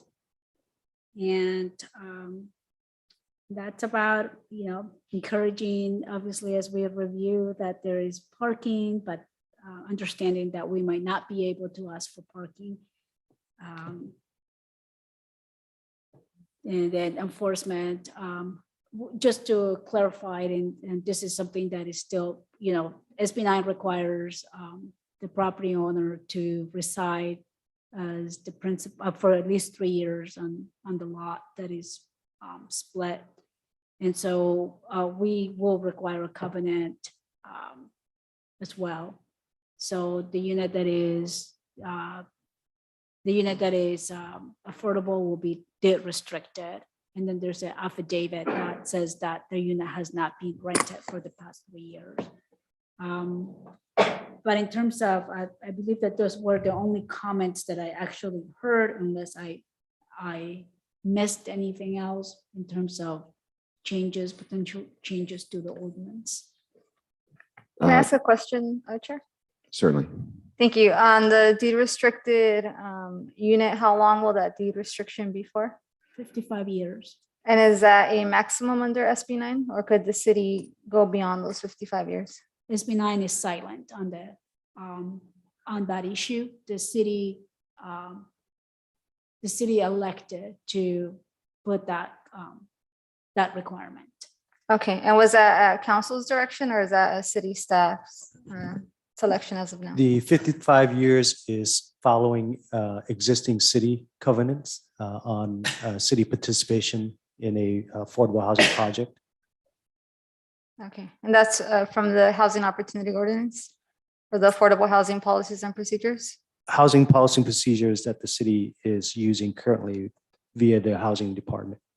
Okay, but council could direct for that affordability covenant to be longer than those 55 years? It can. Okay, thank you. It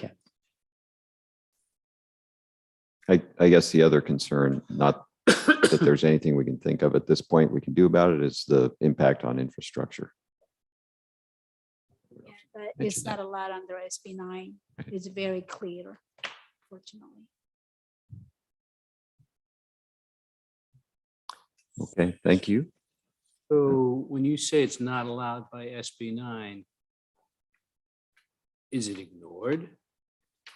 It's actually clearly stated I mean, in the law. if you need 15 more code enforcement people to monitor this process,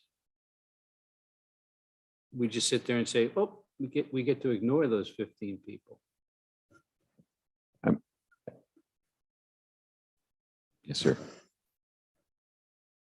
I guess my concern, I'm just, if there's a creative way to help the situation, either whether it's through development fees or, just to help mitigate the impact. I don't know if there's any ideas at this point, but that's our concern. But you can't put fees on it either. Not fees that were not already in place. We can still collect an application fee. But if the application fee, what is it today? I don't know. What they would have to do is pay any normal fee that they would pay for the development of a single family house. Yeah, but I mean, I'm kind of going on what Tom's just said, and that is that if you decided to bump the fee up 4 times what it is today, with the understanding that the excessive fee price would be offsetting by hiring code enforcement people to come in. That's where I'm looking at the creativity of what he's trying to do. And instead we're sitting here kind of saying, well, SB 9 doesn't let us do anything, and the city's going to continue down the road it's down, which we're failing when it comes to code enforcement. We are failing. The city would have to conduct its fee analysis and apply any cost recovery fees to its entire development process and not just for SB9 units. So anything that is going to be applied in terms of fee would have to be you have to complete a nexus study, Right. and that would be applicable to all development, not just singling out SB9. Well, That's we what could- we're trying to say, is that SB9 is telling the city that you have to address these development as a matter of right, and that existing regulations or any regulations that would normally apply to a single family home would be applicable to SB9, including fees. So, I guess I'm throwing out on the table, I'd like to know what we can do to offset the costs or the perceived cost of having additional people enforcing this particular process. I think it would have to be a comprehensive process of evaluating the city's services that it provides as it relates to development and establishing a fee that recovers that cost. You're right. I mean, it would have to be a comprehensive, it's just not code enforcement. It's a development process. It's the city's fee I mean, because review. when the city said that they were having issues, code enforcement has gone from 30, 40 people down to less than maybe 10 or 11 people. And it's added people over the years, but they're still nowhere near what they were before. Plus, they're nowhere near what other cities have. Long Beach has 50, 60 code enforcement people. We're just as much of an urban city as Long Beach is, and we have half of that. So, I'd like to know how we can get creative and how we fund some of these additional costs that we're going to have in order to do all of this extra building. We can certainly make it as a part of your recommendation to the city council is to evaluate our fee, but Well, services, I think, water, all the services that are police services, ambulance services, water, gas, electric, whatever. It can be quantified, and so it's not directed at SB9, it's just across the board. correct. Or we can say it's for R1 developments or just across the board, whether or not they're SB9 qualified. Correct. Okay, thank you all for your input, and we'll move on to the next work study session, which is bearings here. Yeah, can I get a short 5-minute recess here, and then we'll move on to the next item?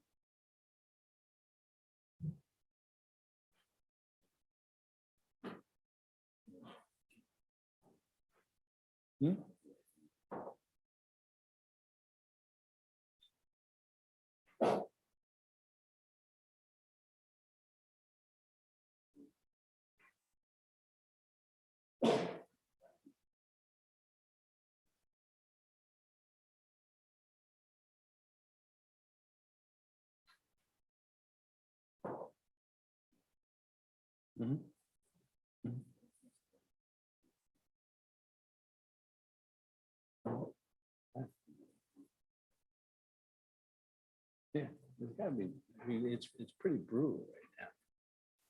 Really brutal.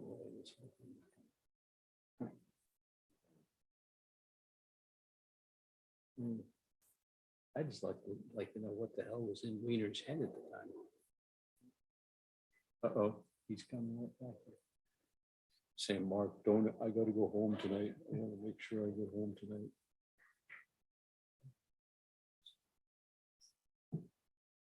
I know, but somebody has to lay that shit out and say, it can't be done. Or, instead of saying, well, we'll just we'll let code enforcement handle it. Pardon? It was said by, yeah, but it's an ongoing discussion. Once it leaves once it leaves the planning department, yeah, you know where I'm going. Been on that. I don't know. Yeah, yeah.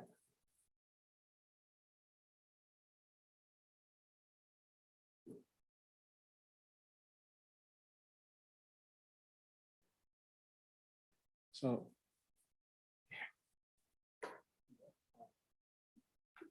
Huh.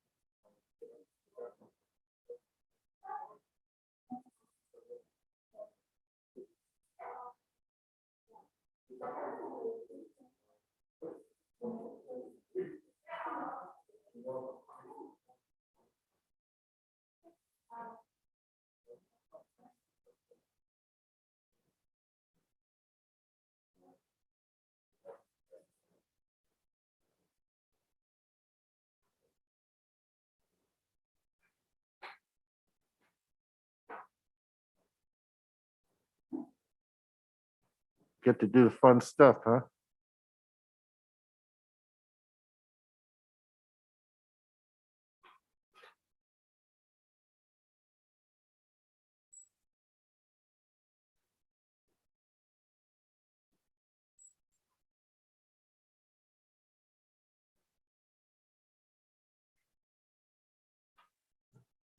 We ready to? Oh, Miguel's still up.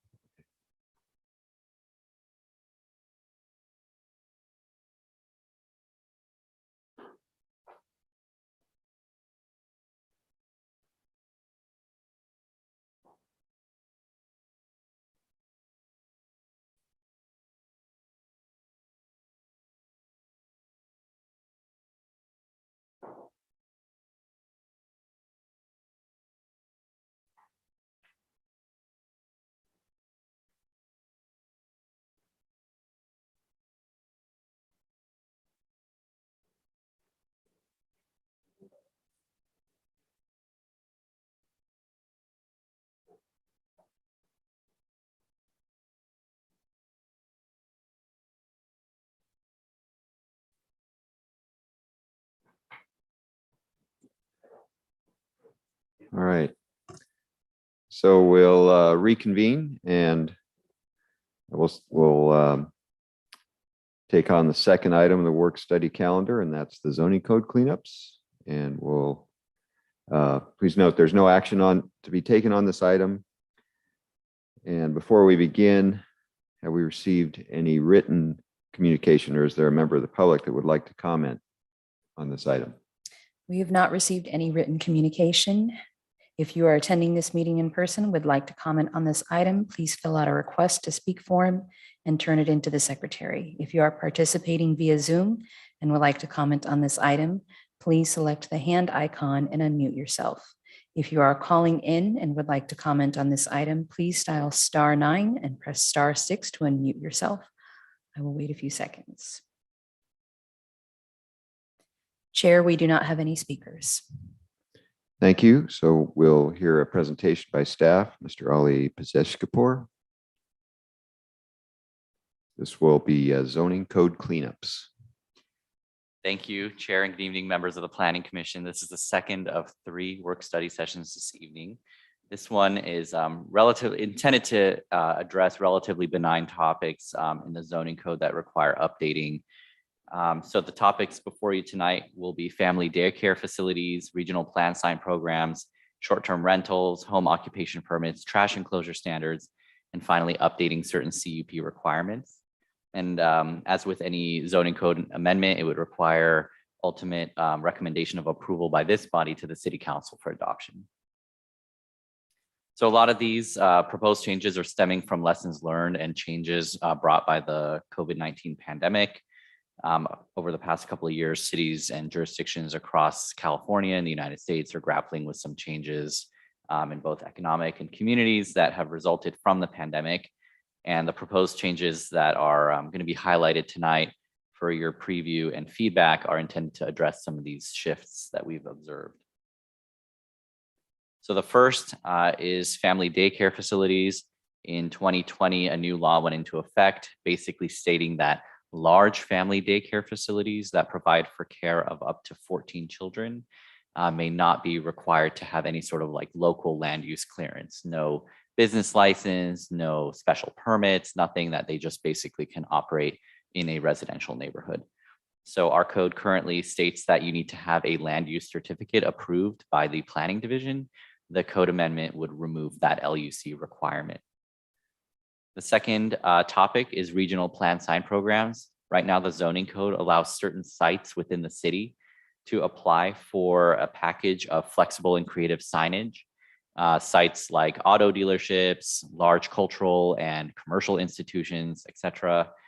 The amendment would expand opportunities for regional institutions like hospitals or large schools, colleges, universities to apply for the same sort of package of flexible signage. Those packages are called regional plan sign programs, and those would be individually brought before this commission for review and action. The third topic is short-term rentals. This came up during the first study session. Right now, the zoning code is silent on short-term rentals. They're not defined and they're not regulated. The proposed amendment would not only define them, but then list them as a prohibited use altogether. The fourth topic is home occupation permits. Currently, the Santa Ana Municipal Code allows individuals to operate a home-based business. You can do a home-based business that's pretty benign in nature, like an office use, let's say a tax service. And thanks to changes in state law from about half a decade ago, one can also operate a cottage food industry like baking pies or empanadas or something and selling them from their house. The proposed amendment would change the code to allow 2 home-based businesses. The next topic would be trash enclosure standards. Right now, the standards in the zoning code don't reflect requirements for recycling and organic waste disposal. So with upcoming changes to Santa Ana and already new changes in state law for organic waste, the amendments would bring our trash enclosure standards up to current code requirements to be compliant with state law. And lastly, conditional use permit requirements. In any zoning district, there's a list of uses that are allowed administratively, and there's also a list of uses that are allowed by approval of a conditional use permit.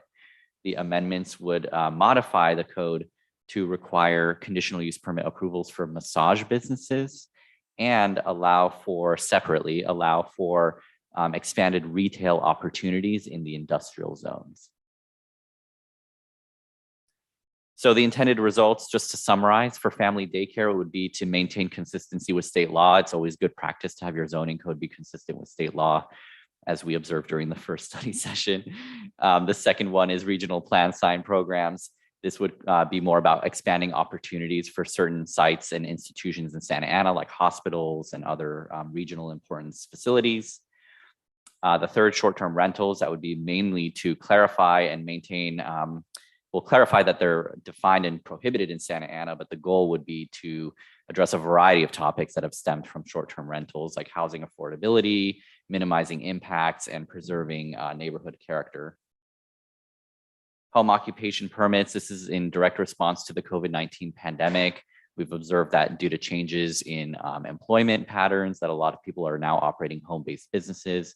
This would enable, for example, a couple, like a husband and wife, to each operate a home-based business out of their home. Trash enclosure standards would maintain consistency with state law. As stated previously, our standards currently are out of date. They're actually only for solid waste. They don't even address recycling. So this would address recycling and organic waste. And lastly, conditional use permits. This is intended to address 2 subtopics. Number one, a proliferation in massage establishments in the city. And secondly, to allow greater retail opportunities. We've observed through the pandemic that there's been a change in sort of industrial operations, and some industries, like to sell their products out of their warehouse or their manufacturing plant. Think about going to like the Jelly Belly factory in Fairfield, let's say, and buying Jelly Bellies from the factory directly. That's a similar concept here, buying products directly from the factory. So as with any action taken by the city, it would be subject to CEQA, except these changes would not really result in any physical or significant changes to the environment. So as with other ordinances, these would be not subject to CEQA, and a notice of exemption would be filed with the county for that. And based on your feedback this evening, we would return to Planning Commission with the draft ordinance and recommendation that you approve it to the City Council, and then City Council would need 2 readings of the ordinance. And with that, I'd be happy to answer any questions or take any feedback. Okay, thank you. I'll bring it back to the commission for any questions. Yes, Commissioner Ramos. Thank you. Quickly in regards to the short-term rentals, is the city going to have a proactive approach to stopping the existing short-term rentals, or would it be complaint-based? The code enforcement process that we've currently follow is to address short-term rental when we see it as a complaint-based process.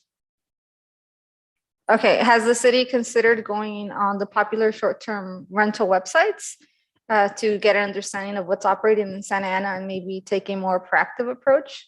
As part of our review process, we have done that to evaluate what kind of magnitude of issue is this in our city. And with the enforcement aspect of it, as with other duties, we will address it based on the concerns as well as the staffing resources that we have available to address the issue. But as I mentioned, this will allow clarity in our regulations. This will allow us to enforce and address the issue when they do come about as a problem. Thank you. And that's helpful in understanding how quickly we might see it be an actual prohibition.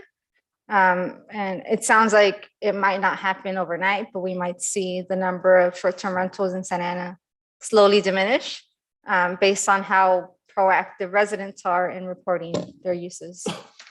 So I do want to mention that your question, whether or not we look at the website for information, our code enforcement division does do that, and we make direct contact with the rental companies to inform them that we do currently prohibit it under our code. And with this amendment, it will allow us to provide sites information specific to the prohibition. Thank you. And then it would be the responsibility of those short-term rental platforms to inform anybody operating a short-term rental within the city's jurisdiction? Generally, they do. They do respond well, and they do provide information to owners that wants to rent out with their company. And that would be the goal, is to inform these companies of our regulations requirements. Okay. And then just one last question. So I know right now the city is looking at completely prohibiting short-term rentals, whereas in other cities where they're allowed, there might be like additional fees and ways in which they're monitored. Is that something that the city is considering or might consider, depending on what this effort to completely prohibit them looks Our like? recommendation is to prohibit the short-term rentals, as we do have a housing crisis. As you understand, we do have a great need for availability of housing as well as affordable housing. So the goal and the recommendation is to not permit the activities.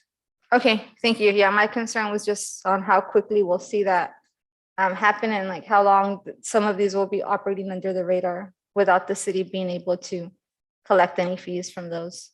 Thank you.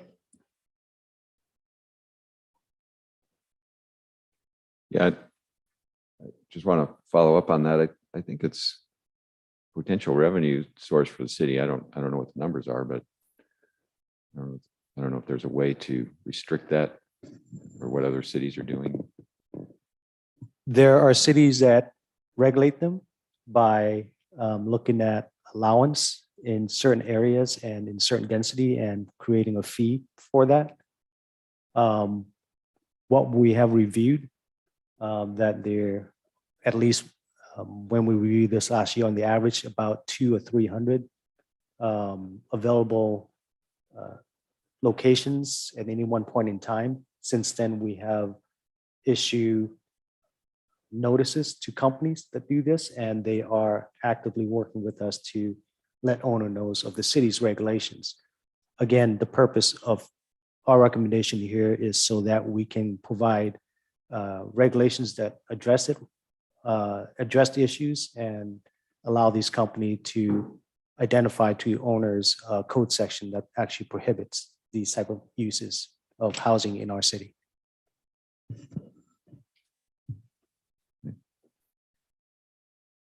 Commissioner Wu, do you have any questions?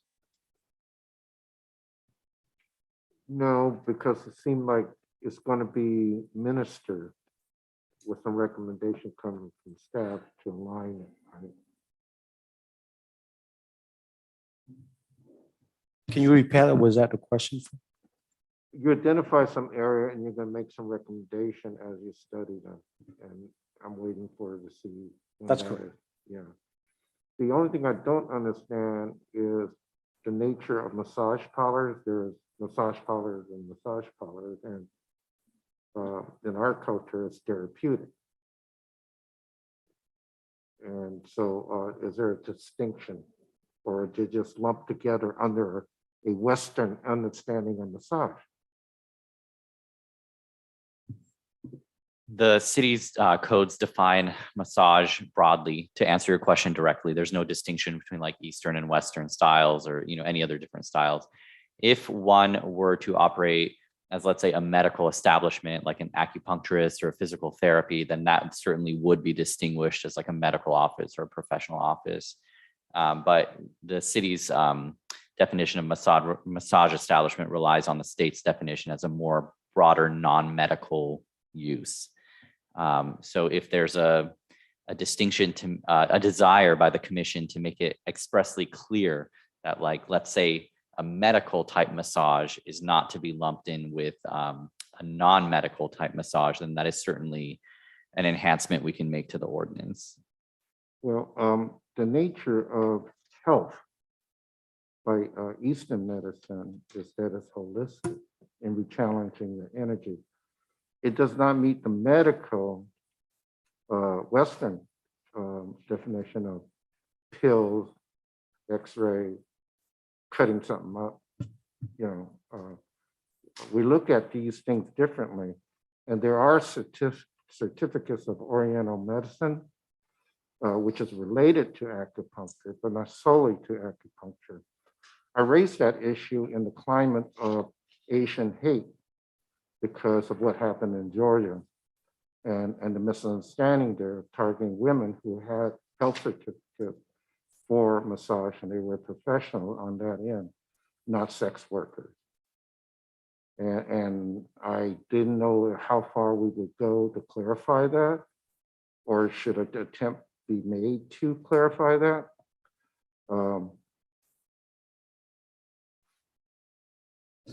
So we were certainly looking to the distinction between massage therapy as a part of a medical process that has been identified through the California regulating agency. I believe it's the CTMC.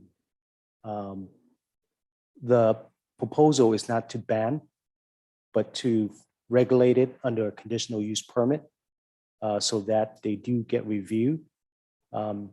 While there are many businesses that are legitimate and provide legitimate activities, we also have had activities that are not legitimate and create impacts that to a public safety and impact our police services. What we're recommending is that the businesses be regulated under a conditional use permit so that the community and the police department does have an opportunity to review these businesses when they do come for an application. Yeah, I would agree with the regulation. I'm just saying that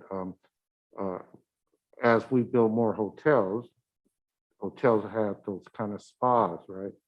In Korean culture, the steam bath and it's more of a recreation, social community aspect to it. And while you're there, they're segregated by men and women. So I'm just concerned that the way the language is, it just it's too broad, and it captures the more Western side of it without looking at the Eastern side. Understood. Thank you.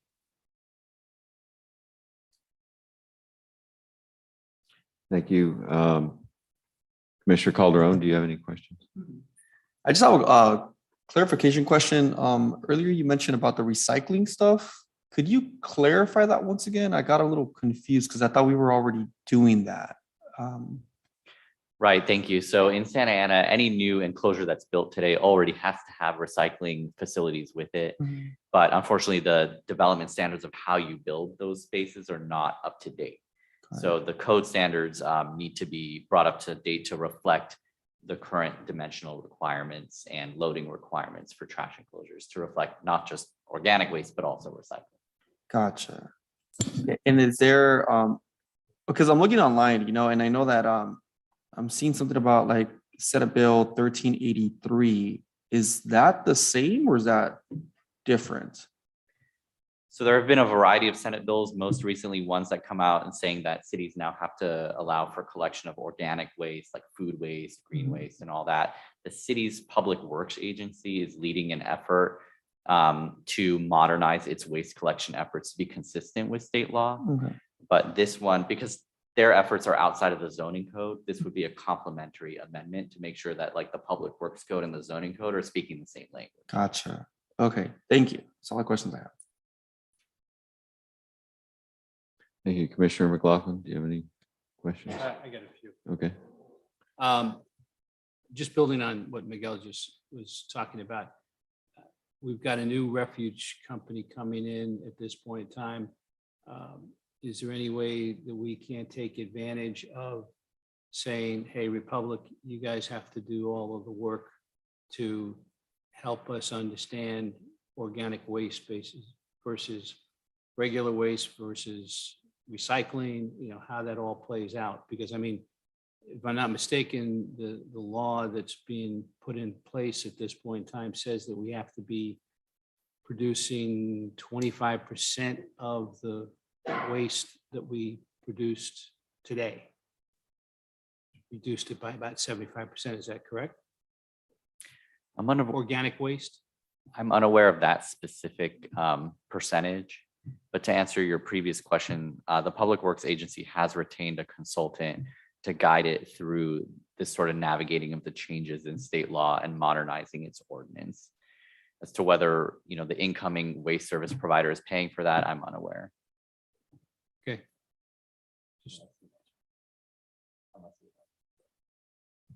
No, just to reiterate what Ali said, the Public Works Agency has engaged a consultant, and through the agreement with the new provider, that is all being taken care of to ensure the city complies with SB 1383. Okay. All right. Next question is based on his home-based businesses. There's working at home, which is one thing, but then it's running a business out of your house.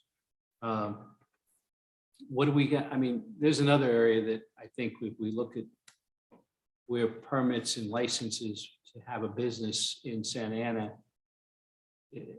that's not very well enforced area either at this point in time.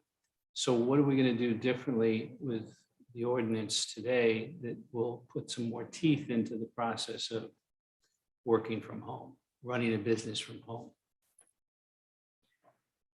The proposed ordinance wouldn't affect the regulations about how you run a business from home, because already the regulations specify that it has to be, for all intents and purposes, an innocuous use, something that's under the radar and all that. I'm looking at it from the standpoint of, do you have, if you have a home base and you're making food, whatever, and, do you need a license, a business license? If you need a business license, what other kind of license do you need? If it's food related, how does the county play into something like that? Right. So when it comes to the cottage food industry, types of home businesses like producing limited foods at home, there's a whole separate set of state laws that dictate basically what you need. And you need a local business license. You need a local clearance, which is the home occupation permit. And you also need county health department approval. Right. And any other sort of state taxes and all that you would pay. When it came to that cottage food bill, the state law also went farther and said you are allowed to receive customers, and you can even put up a little sign in your window, saying like pie sold here, something like that. But for all other types of home-based businesses that are not cottage food bills, it's still city business license. It's still a home occupation permit. It's still any state, federal taxes that you might pay. But you cannot have any customers, you cannot have any signage, you cannot be parking any commercial vehicles on your property. So there's existing regulations that address non-food business types. So just as a curiosity of this, if we, dial back 2 years ago versus where we are today with the pandemic and the fact that we have more people at home than ever before, so to speak, at the end of the day, have we seen an increase in volume of business licenses? Or is it sort of just status quo? In terms of volume of business licenses, I can't comment on that because that's a separate department within the city. But what I can share is that we've received, and this ordinance amendment is intended to be in response to community needs. We have seen an uptick dramatically in the amount of people coming in and wishing to have like a second home occupation permit for their spouse, let's say, who now is at home trying to start their own business. But because our feedback is always that the code currently states that you can only have one home occupation permit per address per residence, the answer is no. So we haven't seen an uptick in permits because it's not allowed to have that uptick in permits. But if But I we had ha- an ADU and it had a different address, 1475.5, I could have two businesses there. Right. There's another one. Okay.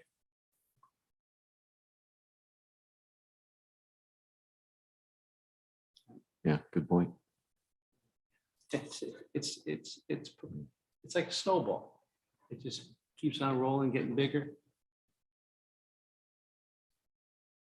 Yeah, and that's certainly something that we can look into to state that there could be a cap on like the number of home occupation permits within an accessory unit as opposed to the primary dwelling.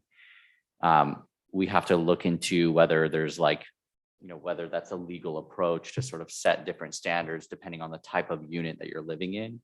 So certainly that's something that we can explore and come back with answers on when we're ready. Here again, it's just, and I know we're land use. I understand that. I saw Min coming out and he was going to say land use in about 2 seconds. I know it's land use.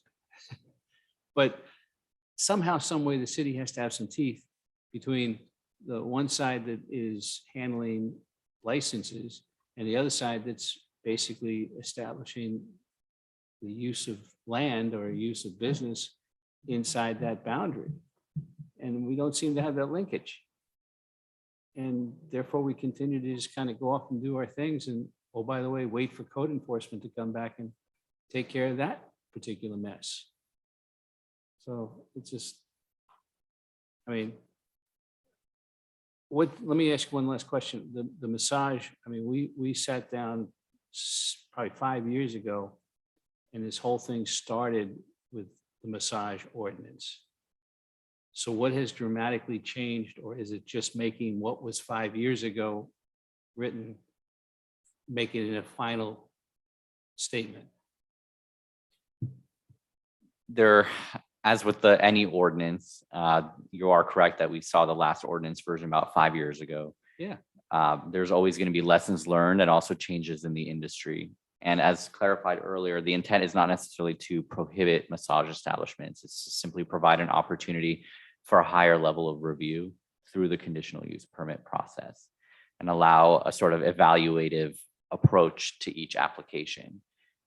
Is there any ordinance that says you can't have more than 1 or 2 massage establishments within a certain range? Half a mile, quarter mile? I mean, is there any distance requirement put on this? The current ordinance or the current discussion is to evaluate requiring conditional use permit for massage businesses. If the planning commission wishes us to look at a buffer or a distance separation requirements, we can certainly evaluate that as well. I don't believe the law disallows for that provision. Well, I'm bringing it up in part because of the property that just changed hands between the county and the city with regards to Tustin Avenue and 17th Street. And there's a little retail area behind that. Ali's shaking his hand like he's been there before. But there's a little area back there, and I think there's a florist, a bar, and 3 massage parlors. I mean, hey, and it was a barbecue place too. So, I mean, everybody's in heaven with that deal. But I mean, is there any way that that's controlled in any shape or form that says you can't have 3 within quarter of a mile of where it is. If that's something the planning commission wishes us to review, we can certainly evaluate buffering requirements as well as potentially amortization of existing situation through our legal non-conforming process should new regulation be put in place. I'm just, I'm asking is what, It's possible. okay. All right, well. Just a thought. So that's going to come back to us and we can discuss it in more greater detail at that. Right. We would return with the draft ordinance addressing these topics, and in the staff report, address some of the feedback received and proactively try to answer those questions. Is the ordinance on signage, is that again being put in place more or less to define it better than what it is defined at this point in time? I mean, or is anything changing dramatically with regards to that? Because we've done the study where we said we've only got like 5 potential areas or 4 potential areas in the city that we could do this kind of signage.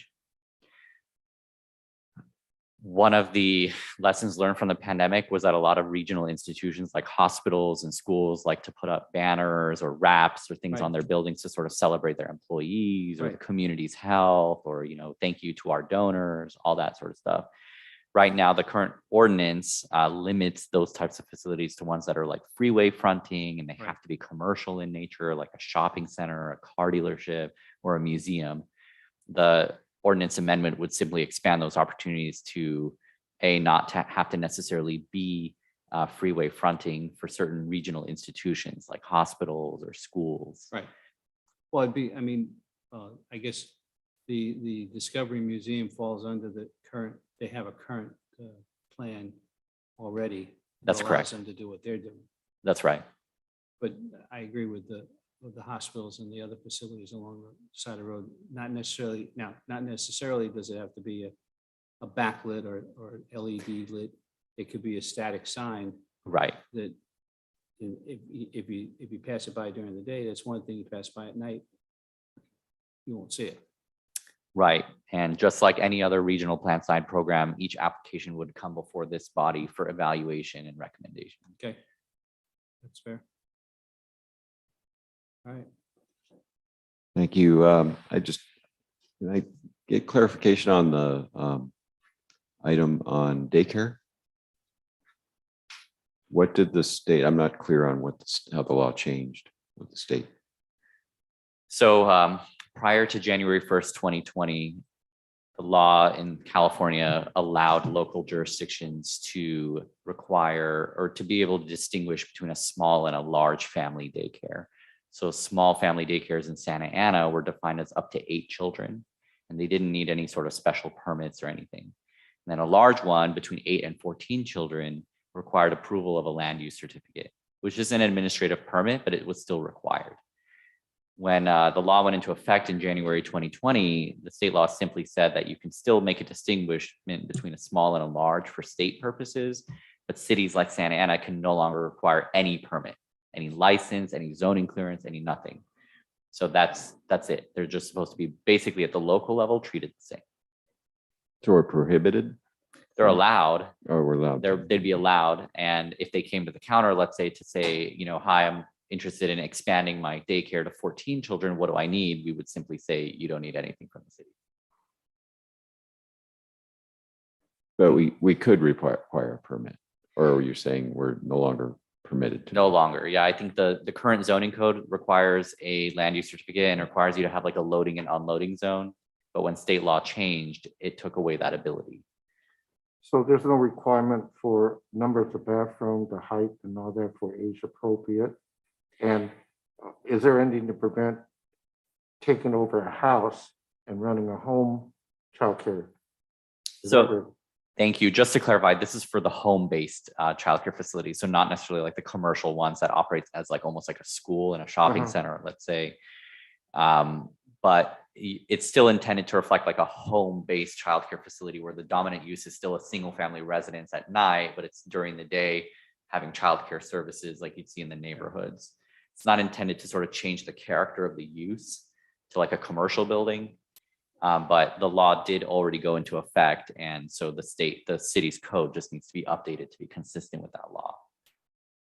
I've seen some of those facilities where they put a bunch of children in a crib and a TV on, and there's nothing else that they do.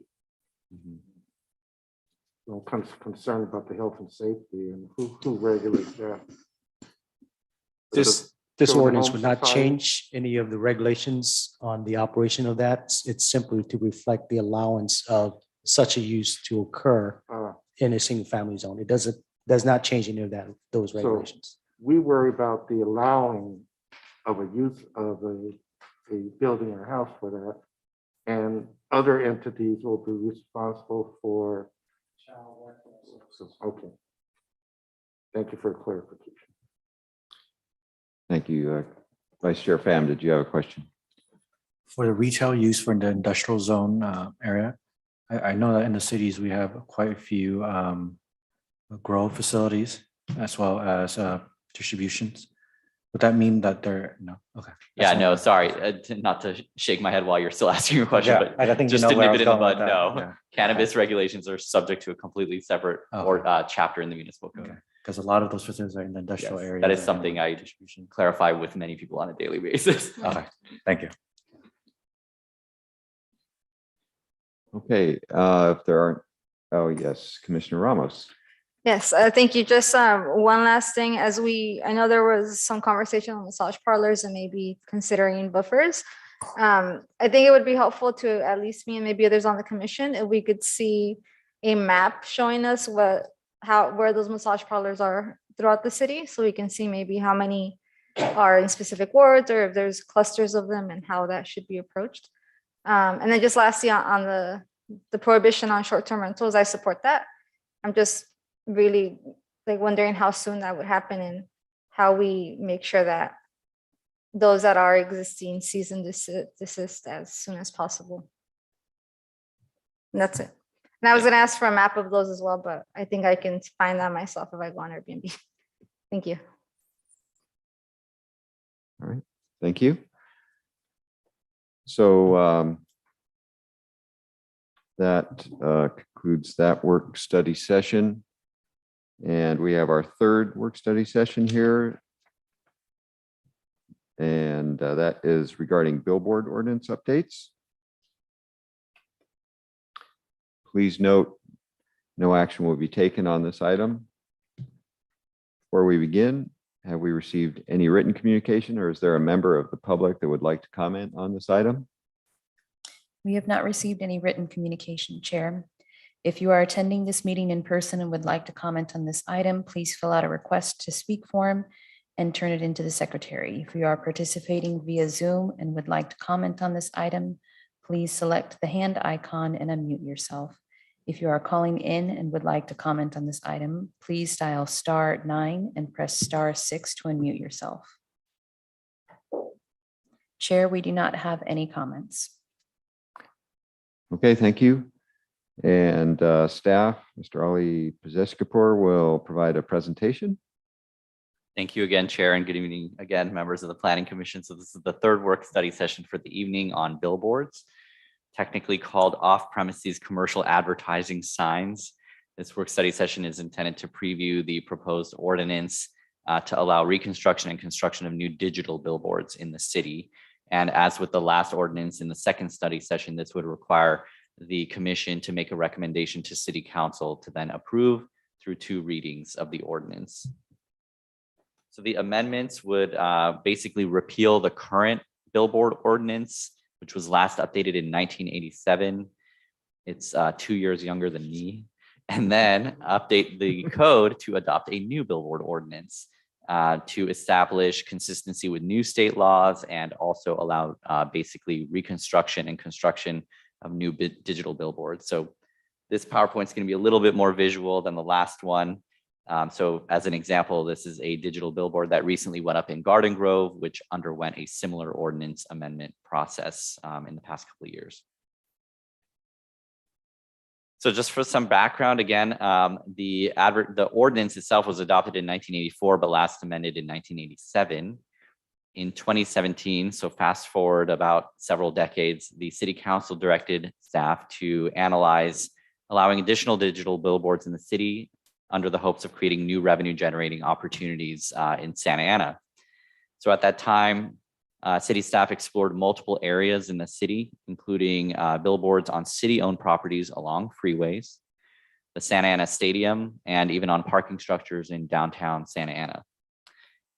Subsequently, in 2018, the city staff went back to the Edibit subcommittee, which existed at the time, with recommendations on where new digital billboards could be put up along freeways within the city. And a lot of these efforts were done in tandem with the assistance of a consultant at the time. Fast forward then to 2020, we came to Planning Commission twice in June and July to talk about billboards again. And we provided discussion on the draft billboard ordinance, and we received feedback on questions on several topical areas. The first was more background on why we were undertaking this effort, which I reminded the commission again tonight. And then also learn more about existing billboards in Santa Ana. Where are they? How are they dispersed? Are they illuminated? Are they single-faced, double-faced, all that? So we gathered that information. There's also a desire to obtain more information about Caltrans regulations and safety. I know a lot of us are sort of scarred by what happened in the city of Commerce along the 5 freeway with that Citadel outlet and how bright they are at night. There were a lot of lessons learned from that by the state and by local jurisdictions on regulating brightness and proximity to sensitive land uses. So we provided clarification on that. Another topic came up about distance from residential. So at the time we had evaluated separating billboards from residences by 500 feet, and feedback was provided to look at 300 feet, or at least create a mechanism to allow greater flexibility in that number if it was needed. And then what the draft ordinance would produce in terms of the number of new billboards if it were to be adopted, and then also outreach efforts. In parallel to this, recently the Public Works Agency has been in negotiations with a billboard company to allow new digital billboards or displays on city-owned properties. But that's an ongoing contractual negotiation, so we can't disclose a lot of the details in a public setting, but that has also been led with the assistance of a consultant. So there are 92 billboard sites in the city. These are dispersed along freeways and along a lot of our major arterials. So these are large, medium, and small billboards. So this sample image shows one at Westminster and Fairview, which is a site that we were discussing earlier. This one's odd in that one side that faces Fairview is like the full size display, and then the one facing Westminster is kind of like a small size display. They're all static in Santa Ana, meaning that they don't have digital copies. They're just static signs that are illuminated at night. The copy doesn't change every 8 seconds. And they're single or double faced, or as in this photo, kind of a combination of both. So this map shows the current billboard locations in the northern part of the city. So they're kind of small to see, but if I have a laser pointer, I can try to point at here, and it doesn't show up on the screen. But in any case, they're the dark blue dots.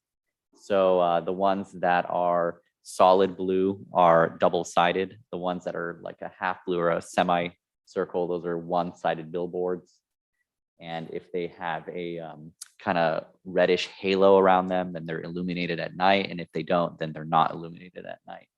And you can see the dominant pattern is that they're located mostly along our east-west thoroughfares like 17th Street, Westminster, 1st Street, Bolsa, and 5th Street or Santa Ana Boulevard. These are stemming from the era before even the 22 freeway was constructed, when these roadways were the main sort of east-west thoroughfares through the region. And then looking at the southern part of the city, they're a little less prevalent, but they do go up and down Main Street, a little bit on Grand, and then along the 55. A couple along McFadden. There's some pretty big billboards at like McFadden and Fairview. There's another Stater Brothers down there. So the purpose of the ordinance is to modernize the ordinance to, number one, create a mechanism to eliminate non-conforming billboards from the city, particularly in or near our residential areas or our other sensitive land uses. A couple of cities across the nation have adopted ordinances that allow digital billboards to go up in exchange for the billboard companies having to remove a certain area in square feet of static billboards in the inner city areas. The second would be to allow construction of new digital billboards subject to operating agreements so that they would generate revenue for the city. And then thirdly, to allow conversion or reconstruction of some of the older billboards that are along the freeways. So the ordinance would allow these reconstructions or digital displays to be only along freeways, none in the inner city areas that we saw on the maps earlier. So the regulations would do a few things. Number one, they'd allow new digital billboards to go up, actual new structures, new displays. The second would be to allow conversion or reconstruction of existing static billboards into newer modern digital displays. It would only be allowed along the 5, 55, or 22 freeways, and they'd have to comply with local criteria and state law.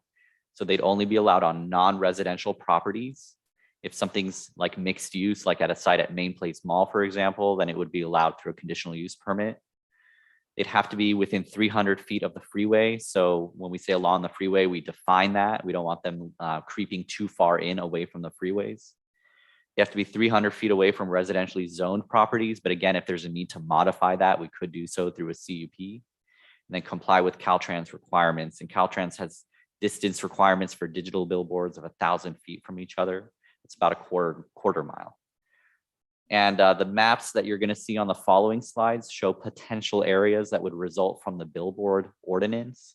These would be areas that then billboard companies could apply to then come in and build a new billboard. But these maps were generated based on data that we had in early 2019. And since then, some data has changed.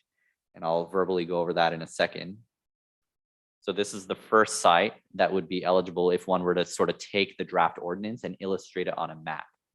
So this is a site behind the Big Lot Center at the 22 and Grand. This map is in and around the Discovery Science Center. So it shows a couple of sites potentially near Santiago Creek, as well as the large office complex on Main, Broadway, and the 5. Since we had the data to produce these maps, Main Place Mall actually did get some state laws changed to also allow it to be in an eligible area to apply for a billboard. This is the third map showing sites along 4th Street and the 5. And then these are maps. The next maps are going to show sites along the 55. So along the Auto Mall, and then the industrial areas along the west side of the 55 heading south. And then farther south as we get close to Warner. And then as the city boundary changes now on both sides of the freeway, the east and west sides. And then continuing south all the way to Dyer Road, both sides of the freeway. And then as we head farther south, now south of Dyer Road, and then all the way down the 55 to the southern border with Costa Mesa. There's a small industrial pocket just south of Hutton Center where there's some large commercial buildings. There's existing billboard there as well. So the review process would be outlined in the ordinance in a table like this for clarity to applicants and to decision makers such as yourselves. So any new billboard, like new structure, new billboard, would be subject to our development project process plus a conditional use permit that would come before the Planning Commission.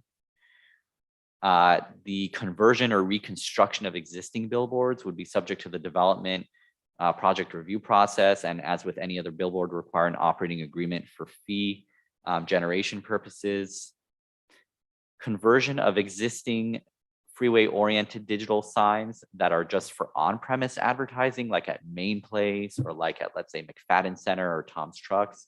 If one were to wish to convert those to now being advertising off-premise things like products that aren't sold there, like a real billboard, then they would also require a conditional use permit and operating agreement. And then lastly, relocation that sometimes is required for variety of purposes would also be subject to the development project process and a conditional use permit and an operating agreement. In addition, through its template for the operating agreements, the city would propose the exchange ratios that are outlined on this table. So any brand new billboard that's digital would require the company to remove 8 times the area of the surface, like the surface face of the billboard, remove the equivalent of 8 times from inner city billboards. And then similar logic for conversion reconstruction, 6 times the area, conversion reconstruction of static billboards, again, 8 times, and then other sort of conversions depending on times up to 4 times or 6 times. However, in the event that a billboard company doesn't own that much square footage in the inner city, then they could also enter into a community and economic benefits plan with the city to provide the sort of like equivalency of the intended benefits through a variety of programs and qualifications. Sorry, Ali, I have a quick question, not Sure. specific to your presentation. But I noticed a little Zoom window, the mic might be muted. Does that mean that no sound is transmitting to the YouTube live stream?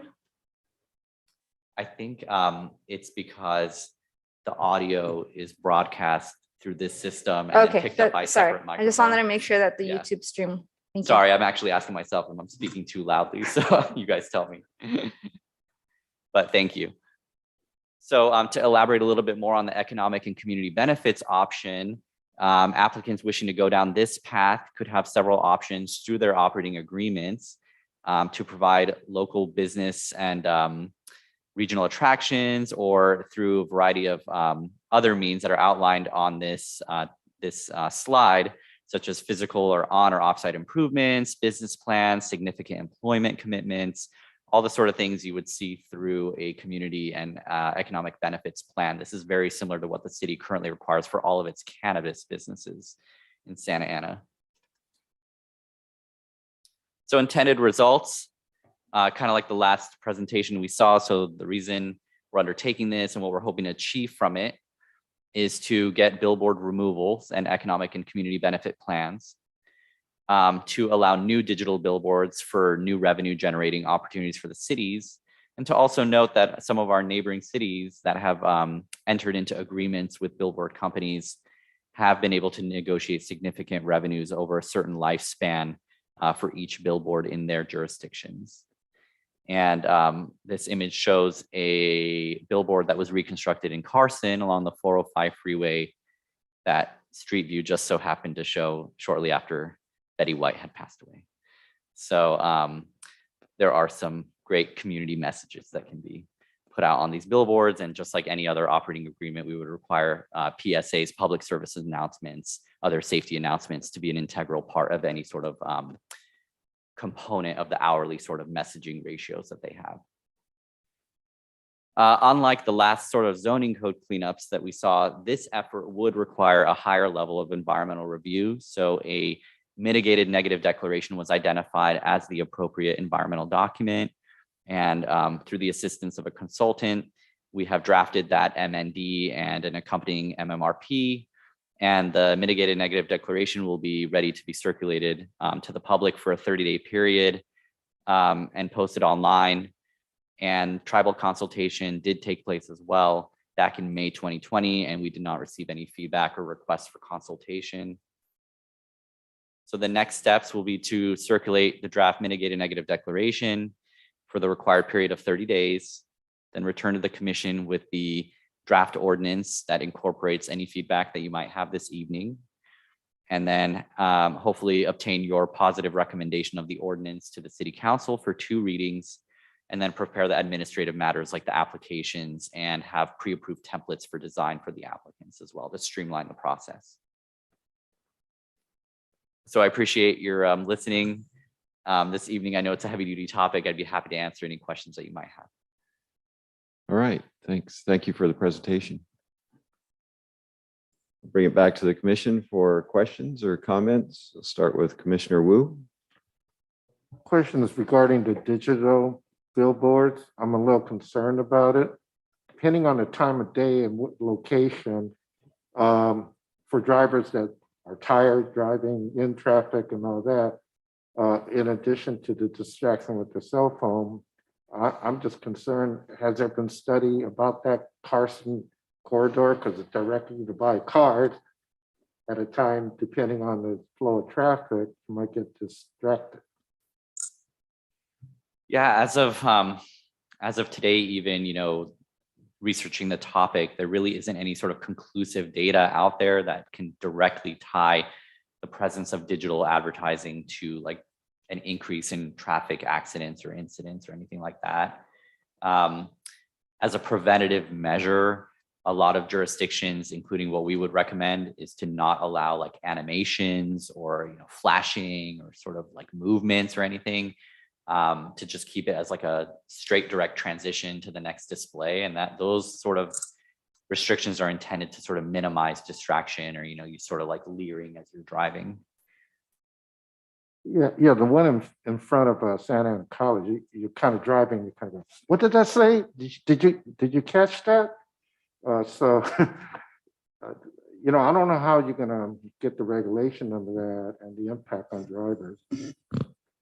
So state law addresses the advertising period anywhere between 6 to 8 seconds. You can't change any sooner than 6 to 8 seconds, and the display cannot have animation.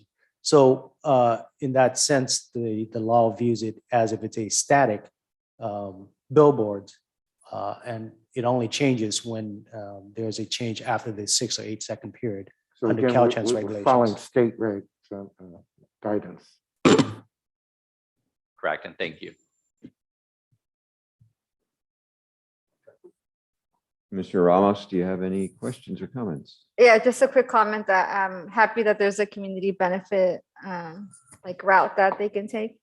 And I thought of the digital billboards over by Main Place and by Tom Strick Center, where I've actually seen that they also share city resources and information on like the city council, which I think is great and helps people just learn a little bit more about what's happening. So as much as that route can be taken or encouraged or incentivized, I think that'd be great. And also just wondering, what is the process for somebody to get one of these billboards, or how do, like, if there was overwhelming demand for billboards in Santa Ana, is there a way that the city prioritizes or like uses that are prioritized for billboard space? So yes and no. The applications will be first in line, first in time.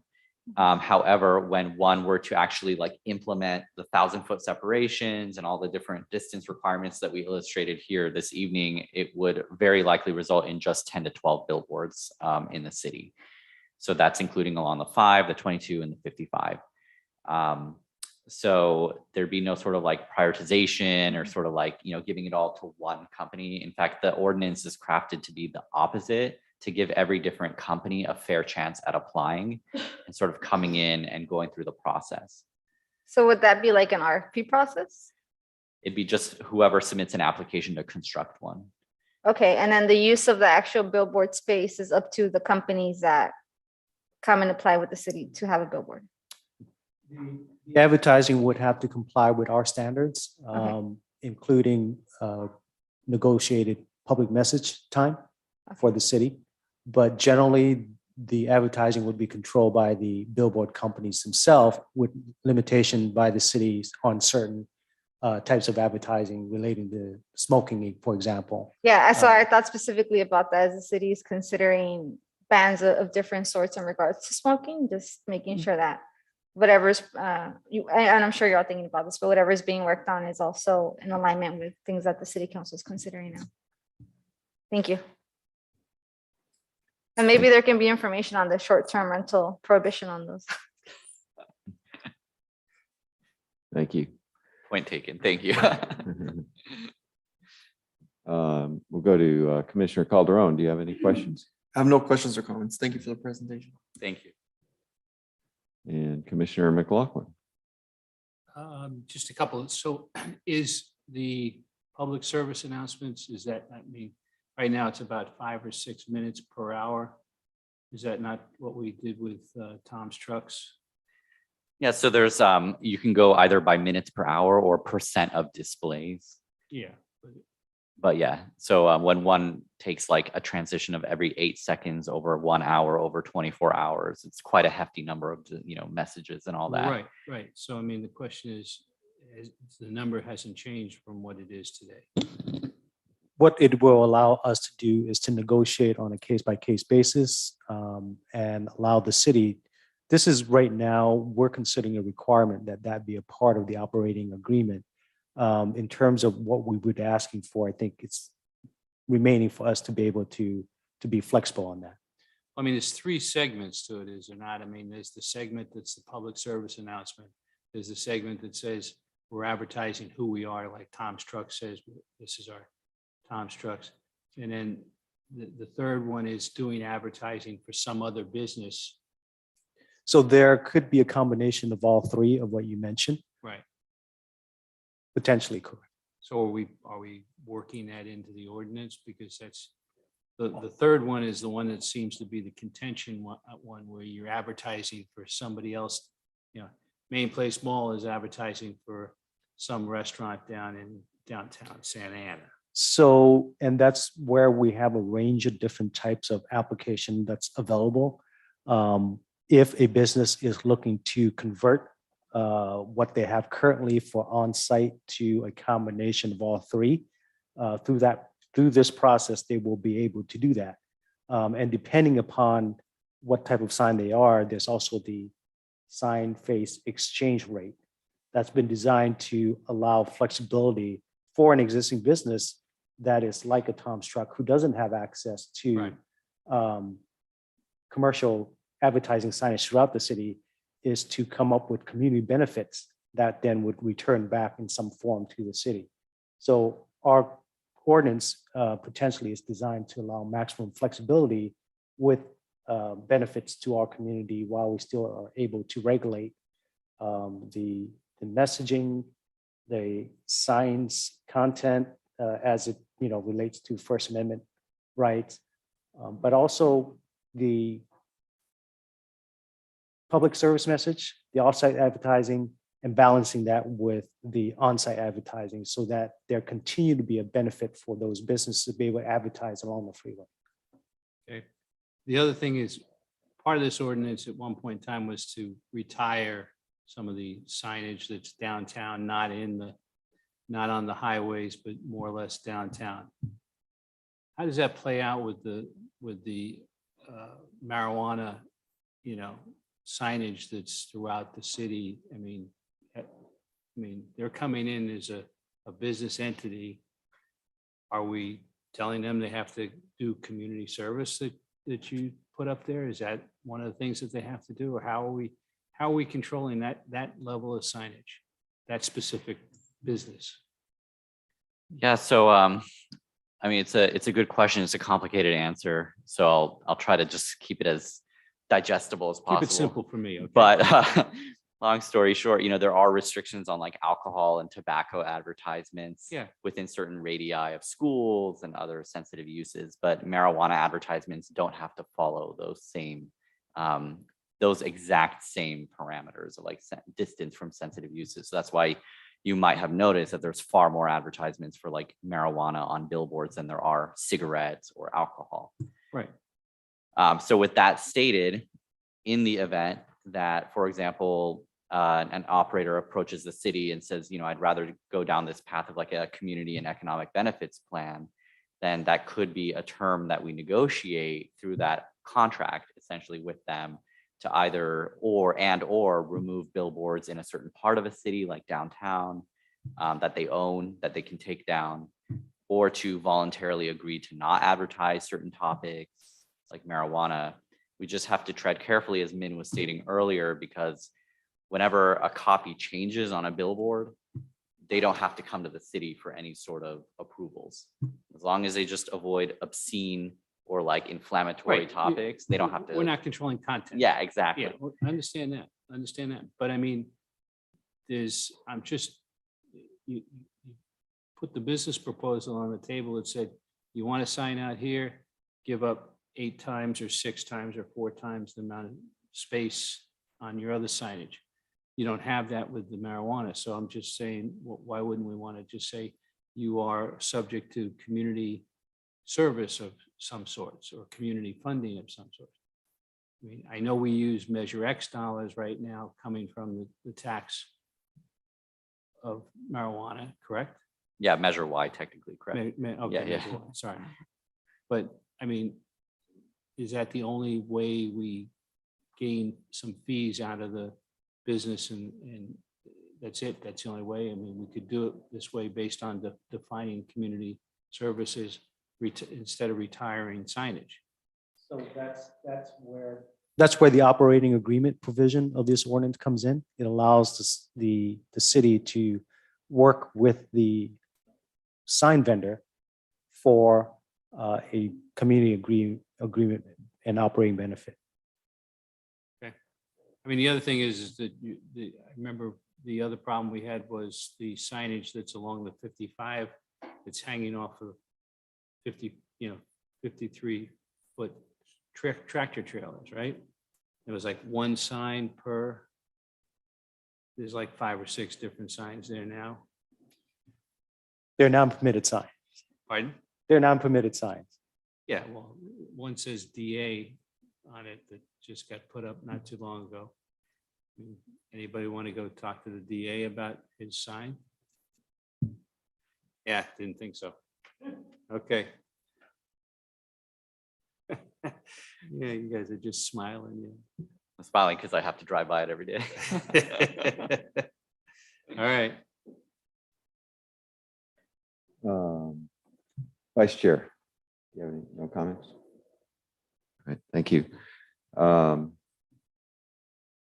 guess I just had the one concern, I think I previously voiced it, is that some of these signs are so bright, 300 feet doesn't seem adequate distance from a residential zone. Are we controlling the brightness in any way at certain hours, or are they turned off at 10 o'clock? I've never noticed if they go on or off, what the time periods are.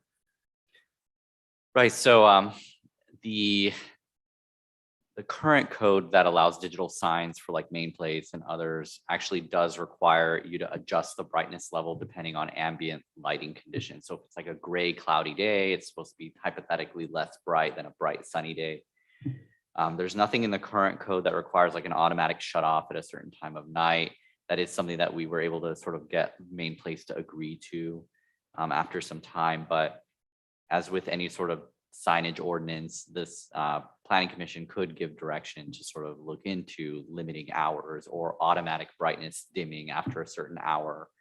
Those are features that we could incorporate into the code, or they could also be negotiated on a site-specific basis depending on the operating agreement. It may not be as applicable along the 55 in an industrial area, but it might be definitely more applicable at like the 22 in Grand, let's say. Yeah, that's, I noticed 22 in Grand and, Main Place, obviously, you look at the map, and with the development there's going to be a lot of residential development in that area, and those things get really bright. So concerned about, after 10 o'clock, Well, the technology on the digital sign, they are continue getting better and better. And if you look at the newer digital signs, they are controllable with automatic dimming at site. So you can specify that it can't be above a certain illumination for the surrounding environment. And if you do look at some of these signs, they are very much like a computer screen that you see, the digital one, non-reflective, and they have reduced glare. So it does address a lot of the concern you talk about. But we do have the ability to have regulations that addresses those type of issues on a performance standard, so that it allows us to continue to improve as technology improves. But just to make a correction, Commissioner McLaughlin, I didn't mean to say that those signs were unpermitted on you're talking about. We don't regulate those types of signs. Caltrans do regulate those type of signs with the property owner. The city The ones doesn't that are on the regulate them. truck. Correct. Okay. Because they're on the mobile platform, they're unregulated by the city. So it's like the same regional program that the Discovery has? No, they're not regulated by our city. Those signs are on mobile platform and they are trailers. Gotcha. Yeah, so I guess that's my concern, is the brightness near residences. And so I think we need to address that. And I know we had the discussion about there was at least one company that didn't have enough billboards to qualify for the reduction. And I like the introduction of the public service aspect. That's a good addition. Do we have any other comments this time? Okay, so we will close that work study session and we'll move on to comments. Thank you for the presentation. Are there any staff comments? No, I just want to say thank you to the commission for the study session tonight. I know that was a lot of information to digest, a lot of issues that we worked through. Thank you for your feedback and comments. We will review all of the comments and work to address or bring back information responsive. Our goal is to move all of these items that we spoke about tonight through this process and be able to get a recommendation and deliver to the city council. So thank you. Thank you. And any other staff comments? No. We'll move on to commissioner comments. Do we, Commissioner Calderon, do you have any comments? I just want to say thank you to the city staff for taking the time to put these presentations. Very informative, a lot of stuff to digest. You mentioned it, but thank you overall. Thanks. Thank you. Commissioner Wu. I have two questions. As we are updating certain aspects of various things, are we going to look at updating noise and parties? Noise and parties.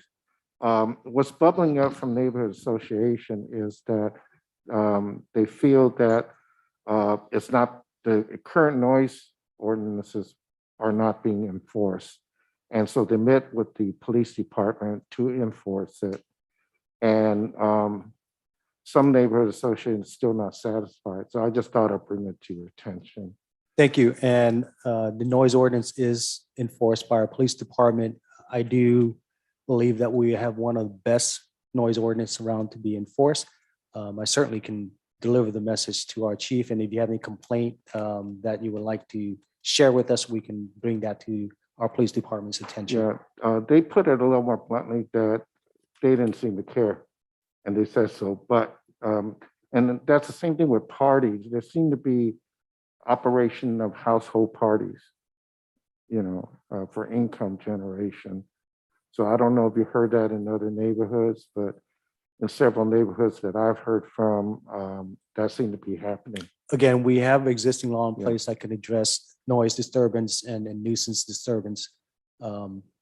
So whenever you have issues like that, you can certainly bring it to the police department's attention. Again, if you share information with me, I'll be more than happy to also direct it to the police department as well. Thank you. Commissioner Ramos. Yes, I just want to thank staff for the very thorough yet straight to the point presentations and for being receptive to all of our feedback. Thank you. Commissioner McLaughlin. Just thanks for the information. Appreciate it. And look forward to seeing the final results. Vice Chair Pham. Ditto. Thank you. Thank you. I just had a couple of comments. You know, I was thinking on the SB 9 ordinance, perhaps there's a way that, you know, one of the exceptions was a rent control ordinance. I know that has been proposed, but identifying, you know, giving the choice of putting some of our areas under rent control that we see are sensitive. You know, we're concerned about having an adequate infrastructure, the impact on the urban fabric in the community, and density, parking, all those things. You know, identify where those areas are, and maybe there's an option of a rent control area, maybe the R1 zones, perhaps, that you know, if you're going to rent your house in an R1 zone, then it falls under rent control. Or in other areas, if you're going to do the SB 9 subdivision, then you have the low income aspect. So I don't know, just throwing that out there. And thank you as well for the presentations today. And really excited to have a great Northgate project, another fresh food market to service that area, especially as Mark mentioned, we have that low income housing development going in across the street. So it's going to be a great addition to the community. The city council late last year did adopt a rent stabilization ordinance that addresses rental levels throughout the city. As part of this SB 9 ordinance, there is a provision that requires a certain number of unit as part of the project be available for affordable if they are going to activate SB 9. So those affordable components are in the proposed ordinance. Okay, I thought I saw that as an exception to having to comply with SB 9, as if there is a rent control. No, it's, are you asking for an exception? Yeah, SB 9? it was potentially an exception to complying with the SB 9 ordinance if it is in a rent control district. Maybe we can discuss that. Yeah, offline. well, okay. So with that, we'll adjourn the meeting. Next regular meeting will be held on March 14th at 5:30. Thank you all.